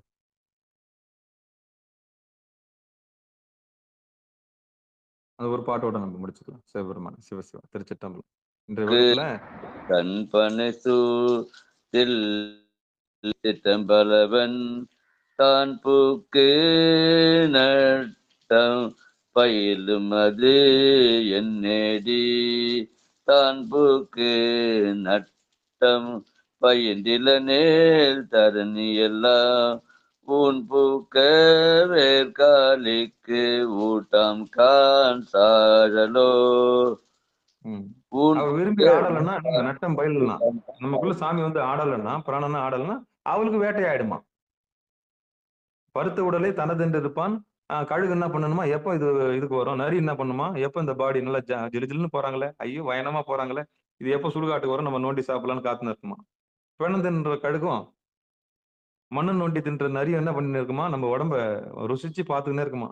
ஆனா நம்ம என்ன நினைச்சுன்னு போவோம், அப்படியே சும்மா ஆஜானு பாகவா போவோம். என்ன நம்மளுது நல்லா இருக்குதா, அப்படி கண்ணாடியில இப்படி திரும்பி பாத்துக்கோ, அப்படி திரும்பி பாத்துக்கோ. ஆனா ஒண்ணு காத்து இருக்குது நம்மள சாப்பிடறதுக்கு. ஏன் எறும்பு ஏமாந்தா நம்மள சாப்பிட்டோம் தெரியுமா உங்களுக்கு? எறும்பு கொஞ்சம் ஏமாந்தா என்ன பண்ணிடும் நம்மள? கொஞ்சம் அசந்தீங்கன்னா உங்களே நம்மள மொச்சிக்கும். அப்புறம் பார்த்தா தெரியும், ஐயோ இவ்வளவு எறும்பு நம்ம மேலயா அப்படி சொல்லி தள்ளி விடுங்க. அப்போ ஒண்ணு தின்றதுக்கு காத்துன்னு இருக்குது யமனா. சிவபெருமானே சிவசிவா. அப்போ அப்படிப்பட்ட காளி நம்மளுக்கு காளிக்கு உணவாகாம அந்த நட்டம் பயிலக்கூடிய பிராணனை இறைவனுடைய பிடிச்சி தாரணையில சிவபெருமானை பிடிச்சி காளியெல்லாம் கடந்து நம்ம என்ன பண்ண போறோம்? உருவமதியில போய் நிக்கிறதுக்கு நம்ம முயற்சி பண்ணுவோம். நிச்சயம் வாய்ப்பு கிடைச்சதுன்னா, வாய்ப்பு இருந்ததுன்னா, உங்களுக்கு தேடல் உங்களுக்கு ஆசை இருந்ததுன்னா, உள்நாக்கு வழியா அந்த பாட்டுல சொன்னாங்க இல்லையா? சிறிய தொலை வழியே சென்று காண்கின்ற ஒரு சிற்றொலியை தரிசிக்க ஆசைப்பட்டீர்கள் என்றால், அந்த பாம்பை கடக்கிறதுக்கான குண்டல் என்ற பாம்பை கடந்து உள்வழியில போய் நிக்கணும்னு ஆசைப்பட்டீங்கன்னா, நான் ஒண்ணும் பெரிய ஆள் கிடையாது. நான் என்ன பெரிய ஆளுன்னு சொல்லிக்கவும் விரும்பல. ஒரு சக உயிருக்கு உதவுறதுக்கு நான் காத்திருக்கிறேன். சக உயிருக்கு என்னன்னா ஒரு சின்ன அக்ரிமெண்ட் தான். என்னால எந்த உயிருக்கும் பாதிப்பு வராதுங்க. இந்த கலைய கத்துக்கணும் நான் யாருக்கும் எதுவும் செய்ய மாட்டேன். அப்படின்னு சொன்னா மட்டும் தான் என்ன பண்ண முடியும்? அத கொடுக்க முடியும். இல்லன்னா கொடுக்க மாட்டாங்க. அதான் ஏன்னா நான் அப்படி பிரயத்தனப்பட்டு வாங்கினேன். அதனால உலகத்துல சம்பாதிக்கிறதுன்றது 10 காசு சம்பாதிக்கிறதுன்றது ரொம்ப சிரமங்க. ஆனா இறைவன் வந்து ரொம்ப சுலபங்க. உலகத்துல 10 காசு சம்பாதிக்கிறது ரொம்ப கஷ்டம். புரியுதுங்களா? இதான் அந்த ரகசியம். சரியா? மகிழ்ச்சி. பங்கெடுத்த அத்தனை உள்ளங்களுக்கும் மனமார்ந்த நன்றிகளை தெரிவித்துக் கொண்டு, இதுகாரம் நீங்கள் கேட்டுக்கொண்டிருந்ததும், பார்த்துக் கொண்டிருந்ததும் சிகாரம் சைவ நெறி பாடசாலை என்கிற டெலகிராம் சேனல் மூலம் ஒவ்வொரு நாளும் அதிகாலை 5:20 மணிக்கு திருநெறிய தமிழோசை என்கிற தலைப்பின் கீழே 12 திருமுறை பாராயணம் செய்து வருகிறோம். அந்த வகையில சிவபெருமானுடைய பெரும் கருணையினாலே, சாமியோட பெரும் கருணையினாலே திருமூல நாயனார் இயற்றிய திருமந்திரத்தை நாம மணிமணியாக சிந்தித்து வருகிறோம். கடந்து முற்றுவதல் மாதிரி ஓடல. எப்படி? முற்றுவதல் மாதிரி ஓடல. ஏன்னா படிப்பு அந்த உயிருக்கு உணர்த்தாத நம்ம கடந்து போனோம்னா எனக்கு பாவம் அது வந்து சேர்ந்துரும் எனக்கு. உயிருக்கு உணர்த்திடணும். உணர்த்திடணும். தெரியாம ஒண்ணு கடந்து போகக்கூடாது. அப்படியே போனீங்கன்னா அது துரோகம் இல்ல? இல்ல அது சொல்ல வேண்டியதை சொல்லிட்டு கடந்து போனோம்ல. ஒரு வருஷத்துக்கு ஒரு முறை எழுதின பாட்டு இது. அப்ப எப்படி போனா அப்படியே அப்படியே அப்படியே பாடிட்டு போறதுக்கா? அதுக்குதான் இந்த பஜனை பாட்டு போடுற வேலையே இருக்கக்கூடாது. அப்படி பார்த்துட்டு அதை உணர்த்தி கொடுக்கணும். தொட்டு காமிக்கணும். சுட்டி காமிக்கணும். அதான் நல்ல தகப்பனுக்கு அடையாளம். அதான் ஒரு நல்ல தாய்க்கு அடையாளம். பெத்த பொண்ணு அம்போன்னு விட்டுருவீங்களா? பெத்த புள்ளி அம்போன்னு விட்டுருவீங்களா? அது போய் சீரழியத்துக்கு விட்டுருவீங்களா? அதுக்கு சொல்லிக் கொடுக்க மாட்டீங்க வாழ்க்கைன்னா என்னன்னு. அது மாதிரி தான் இது. நல்ல ஒரு யோகத்துல இருந்தவங்க, நல்ல ஒரு யோகத்தை கடைபிடிச்சவங்க, நல்ல தன்மை காட்பட்டவங்க, நல்ல தன்மையை அடைஞ்சவங்க, ஒருபோதும் தனக்கு பின்னாடி வரவங்கள சோரம் போக விட மாட்டாங்க. கெட்டு போக குட்டி சோறாக விட மாட்டாங்க. கொஞ்சம் எவ்வளவுதான் தப்பு பண்ணாலும் மன்னிக்கக்கூடிய ஆற்றல் சாமிக்கு உண்டு. தாய்மானவன் இல்லையா? அவர் தாய்மானவன் தானே. ஆமா. நீலகண்டத்தையே வாயுல அவ்வளவு பெரிய விஷத்தையே வாயுல போட்டவரு நம்ம செய்யற பாவங்கள்லாம் தீர்க்க மாட்டாரு என்ன? நிச்சயம் தீர்த்துருவாரு. ஆனா பணிவு இருக்கணும், பக்தி இருக்கணும். அவ்வளவுதான். இது எல்லாம் நான் சொல்லி வாய்ப்பு கிடைக்கும்போது நிச்சயம் வந்து நம்ம எல்லாம் சந்திக்கலாம். சந்திக்கும்போது அப்போ நம்ம என்ன பண்றோம் விளையாட்டுத்தனமா இருக்கும். நான் ஒரு ரொம்ப விளையாட்டுத்தனமான ஆள் தான். கேஷுவலா உங்களுக்கு நான் அதை சொல்லித் தரேன். சரியா? ஆனா அன்பு இருக்கணும், கருணை இருக்கணும், பக்தி இருக்கணும். ஆனா வஞ்சகம் இருக்கக்கூடாது. என்ன இருக்கக்கூடாது? வஞ்சம் இருக்கக்கூடாது. சொல்லிக் கொடுத்தவனுக்கு போய் கூடாது. எந்த ஏணி ஏறணும்னா அந்த ஏணி காலால் உதைக்கக்கூடாது. இதெல்லாம் குரூரமான புத்தி. மனுஷனுடைய இயல்பு இது. அதனாலதான் இதை கொடுக்கவே மாட்டேன்றாங்க. இது ஒரு பிடி இல்லாத கத்தி. பிடி இருந்ததுன்னா ஒருத்தனை வெட்டலாம். ஆனா 2 பக்கமும் பிடி இல்லையே. அப்ப உன்னை தாக்கணும்னு நினைச்சா என் கையில வெட்டிடும். அதனாலதான் இதை கொடுக்கும்போது சொல்லி கொடுத்தாரு சிவானந்த பரமஹம்சர். அப்பா இது பிடி இல்லாத கத்தி. இது பிடி இல்லாத கத்தி பார்த்து ஹேண்டில் பண்ணு. ஏன்னா இது நம்மளையும் தாக்கிடும், எதிராளியும் தாக்கிடும். அன்பால தான் இதை கொடுக்கணும் அப்படின்னுவாரு. அப்ப அன்பே சிவன்றது உறுதி ஆயிடுச்சா? அப்ப பக்குவப்பட்ட ஆன்மாக்களுக்கு தான் அந்த பிராணாயாமம் போய் கிடைக்கும். இல்லைன்னா இயமம், நியமம், இயமத்துக்கு வரணும், அப்புறம் நியமத்துக்கு வரணும், அப்புறம் ஆசனம், பிராணாயாமம், பிரத்யாகாரம், தாரணை, தியானம், சமாதி. அந்த எல்லை தொடுறதுக்கான இவ்வளவு கூத்து இருக்கு சாமி. கொஞ்சம் கொஞ்சமா போலாம். படிப்படியா போலாம். சிவபெருமானே, சிவசிவா, திருச்சிற்றம்பலம். மீண்டும் ஒருமுறை பங்கெடுத்த அத்தனை உள்ளங்களுக்கு மனமார்ந்த நன்றி சொல்லி நிகழ்ச்சியை இனிது நிறைவு செய்வோம். வான்மிகில் வழாது பெய்க மலிவலம் சுரக்க மன்னன் கோன்முறை அரசு செய்க குறைவிலாது உயிர்கள் வாழ்க நான்மறை அறங்கள் பொங்க நற்றவம் வேள்வி மல்க மேன்மைகள் செய்வ நீதி விளங்குக உலகமெல்லாம் மேன்மைகள் செய்வ நீதி விளங்குக உலகமெல்லாம் மேன்மைகள் செய்வ நீதி விளங்குக உலகமெல்லாம். திருச்சிற்றம்பலம் தில்லையம்பலம். ஆறிரு தடந்தோல் வாழ்க அறுமுகம் வாழ்க விற்பை கூறுசை தனிவேல் வாழ்க உக்குடம் வாழ்க செவ்வேலேறிய மஞ்சை வாழ்க ஆனைதன் அணங்கு வாழ்க மாறிலா வள்ளி வாழ்க வாழ்க சீர் அடியாரெல்லாம். வான்முகில் வழாது பெய்க மலிவலம் சுரக்க மன்னன் கோன்முறை அரசு செய்க குறைவிலாது உயிர்கள் வாழ்க நான்மறை அறங்கள் ஓங்க நற்றவும் வெல்வி மல்க மேன்மைகள் செய்வ நீதி விளங்குக உலகமெல்லாம் மேன்மைகள் செய்வ நீதி விளங்குக உலகமெல்லாம் மேன்மைகள் செய்வ நீதி விளங்குக உலகமெல்லாம். நன்றிங்க. மீண்டும் நாளை அதிகாலை 5:20 மணிக்கு பன்னிரு திருமுறை பாராயண நிகழ்ச்சி சந்திக்கலாம் என்று கூறி விடைபெறுகிறோம். மீண்டும் இன்று மாலை 6 மணிக்கு நம்முடைய அலைவரிசையில திருவடி பணிதல். இப்ப நம்ம பயிற்சி எடுத்துட்டு வரோம் இல்லையா? திருவடி பணிதல். ஏன்னா நெட்டை குடல் வச்சா புரிய மாட்டேங்குது. என்ன ஒரு அந்நிய சொல்லு மாதிரி பாக்குறீங்க. தூரம் தூரம் மாதிரி ஃபீல் பண்றீங்க. வாங்க பிராக்டிக்கல் வாங்க. நீச்சல் அடிக்கிறது எப்படின்னு சொல்லிட்டு கத்துக்க வந்துட்டீங்க, சர்டிபிகேட் எல்லாம் வாங்கி வந்துட்டீங்க. உட்காருங்களேன் வந்து 6 மணிக்கு உட்காந்து குளத்துல தான் இறங்குங்க, கையை காலை ஓதைங்க. ஆமா இல்ல? ஐயோ தண்ணின்னா எனக்கு பயங்க. இறக்கி விட்டாதானே தெரியும் கடல்ல. கையை காலை ஓச்சோம்னா எப்படி நிக்கிறீங்க? ஆஹா காலை ஓது. நல்லா ஓதை நல்லா ஓதை நல்லா ஓதை. அப்ப கையை நல்லா லாபகமா தள்ளும் போது அந்த தண்ணியில நீங்க நிப்பீங்க. அப்புறம் தண்ணின்ற பயமே உங்களுக்கு வராது. தண்ணியில இறங்குற வரைக்கும் கை கால் நடுக்கம் இருக்கும். அதுல இறங்கி 4 கை காலை உதைச்சு அப்படி நீச்சல் அடிச்சு அப்படின்னு அதான் 6 மணிக்கு வாங்க. உட்காந்து புருவ தான் பாருங்க. சித்தாந்தம் உங்களுக்கு விளங்குதா இல்லையான்னு பாருங்க. இதுதான் பிராக்டிக்கல். ஆமா. இதான் பிராக்டிக்கல். வாங்க நீச்சல் அடிக்கிறது எப்படின்னு படிச்சுட்டு வந்துட்டீங்க. பெரிய பெரிய படிப்புலாம் 6 முறை சித்தாந்தம் பட்டம் வாங்கினா கூட பரவாயில்ல. வாங்க தண்ணியில இறக்கி விடுறோம் வாங்க. 6 மணிக்கு உட்காருங்க. நீச்சல் அடிங்க. அப்புறம் அனுபவத்தை என்கிட்ட சொல்லுங்க. ஐயா சாமி அப்படின்னுவீங்க. என்ன புரியுது சாமின்னுவீங்க. உணர ஆரம்பிப்பீங்க. உணர்வு சூழ் கடந்ததோர் உணர்வு. அந்த உணர்வுக்கு வந்த பிறகுதான் தெரியும். ஐயா கரெக்டா தான் சொல்லியிருக்கிறாருன்னு. அப்போ உங்க உடம்பு மெய்ஞானம் கிடைக்கும். அப்போ ஏட்டு சுரக்காய் கறிக்காய். அப்ப 96 தத்துவத்தையும் உடனும் நம்ம படிக்கிறது 96 தத்துவத்தையும் பேசியிருந்தீங்கன்னா அது கர்வம். பட்டம் வாங்கிட்டீங்கன்னா இது ஆராதனுக்கு அப்புறம் அதுங்க இதுக்கப்புறம் இதுங்கன்னு சொன்னீங்கன்னா அப்போ விஷய ஞானம் வேலை செய்யுதுன்னு அர்த்தம். இன்னும் நீங்க கீழே இறங்கல, இன்னும் பிராக்டிக்கல் இறங்கல. சர்டிபிகேட் படிப்புக்காக என்ன பண்ணிருக்கீங்க? இறங்கி அந்த திருவடி பணிதல்ல உட்காந்து உள்ள பாருங்க. உள்ள பார்த்து உடம்புன்ற அந்த மாயா உலகத்து உள்ள நுழைஞ்சு அந்த சமுத்திரத்துல கடந்து நீச்சல் அடிங்க. தோணி அப்புறம் புடிச்சுன்னு ஏறுங்க. பக்தியில புடிச்சு உள்ள ஏறுங்க. அப்புறம் வரும் பாருங்க அனுபவம். அதுக்கப்புறம் சித்தாந்தம் பேசுங்க, நான் பாராட்டுறேன். அதுக்கப்புறம் சித்தாந்தம் பேசுங்க, நான் பாராட்டுறேன். அப்ப நீங்க மாட்டீங்க, ரோட்ல நீங்க மாட்டீங்க, எங்க வேணாலும் மாட்டிக்கங்க. ஆனா ஒருபோதும் அப்படி யாரும் மாட்ட மாட்டாங்க. தெரிஞ்சவங்க எப்படிலாம் அடங்கி இருப்பாங்க. அவ்வளவுதான். சரி, மகிழ்ச்சிங்க. இன்னைக்கு மாலையில திருவடி பணிதல் அப்படி அந்த நிகழ்ச்சியில வந்து 1 மணி நேரம் உட்கார்ந்து பாருங்க. 1 மணி நேரத்தவ உங்கள் வாழ்க்கையை புரட்டி போடுன்னு வேற போட்டிருப்பேன் நான். அத படிச்சுட்டு கிண்டலா கடந்து போறாங்க எல்லாருமே. 1 மணி நேரத்தவ உங்கள் வாழ்க்கையை புரட்டி போடுன்னு மட்டும். ஏன்? மாத்திரும். மாத்திரும். நிச்சயம் மாத்தும். சரி. நன்றிங்க. அனைவருக்கும் வணக்கம். திருச்சிற்றம்பலம், தில்லையம்பலம்.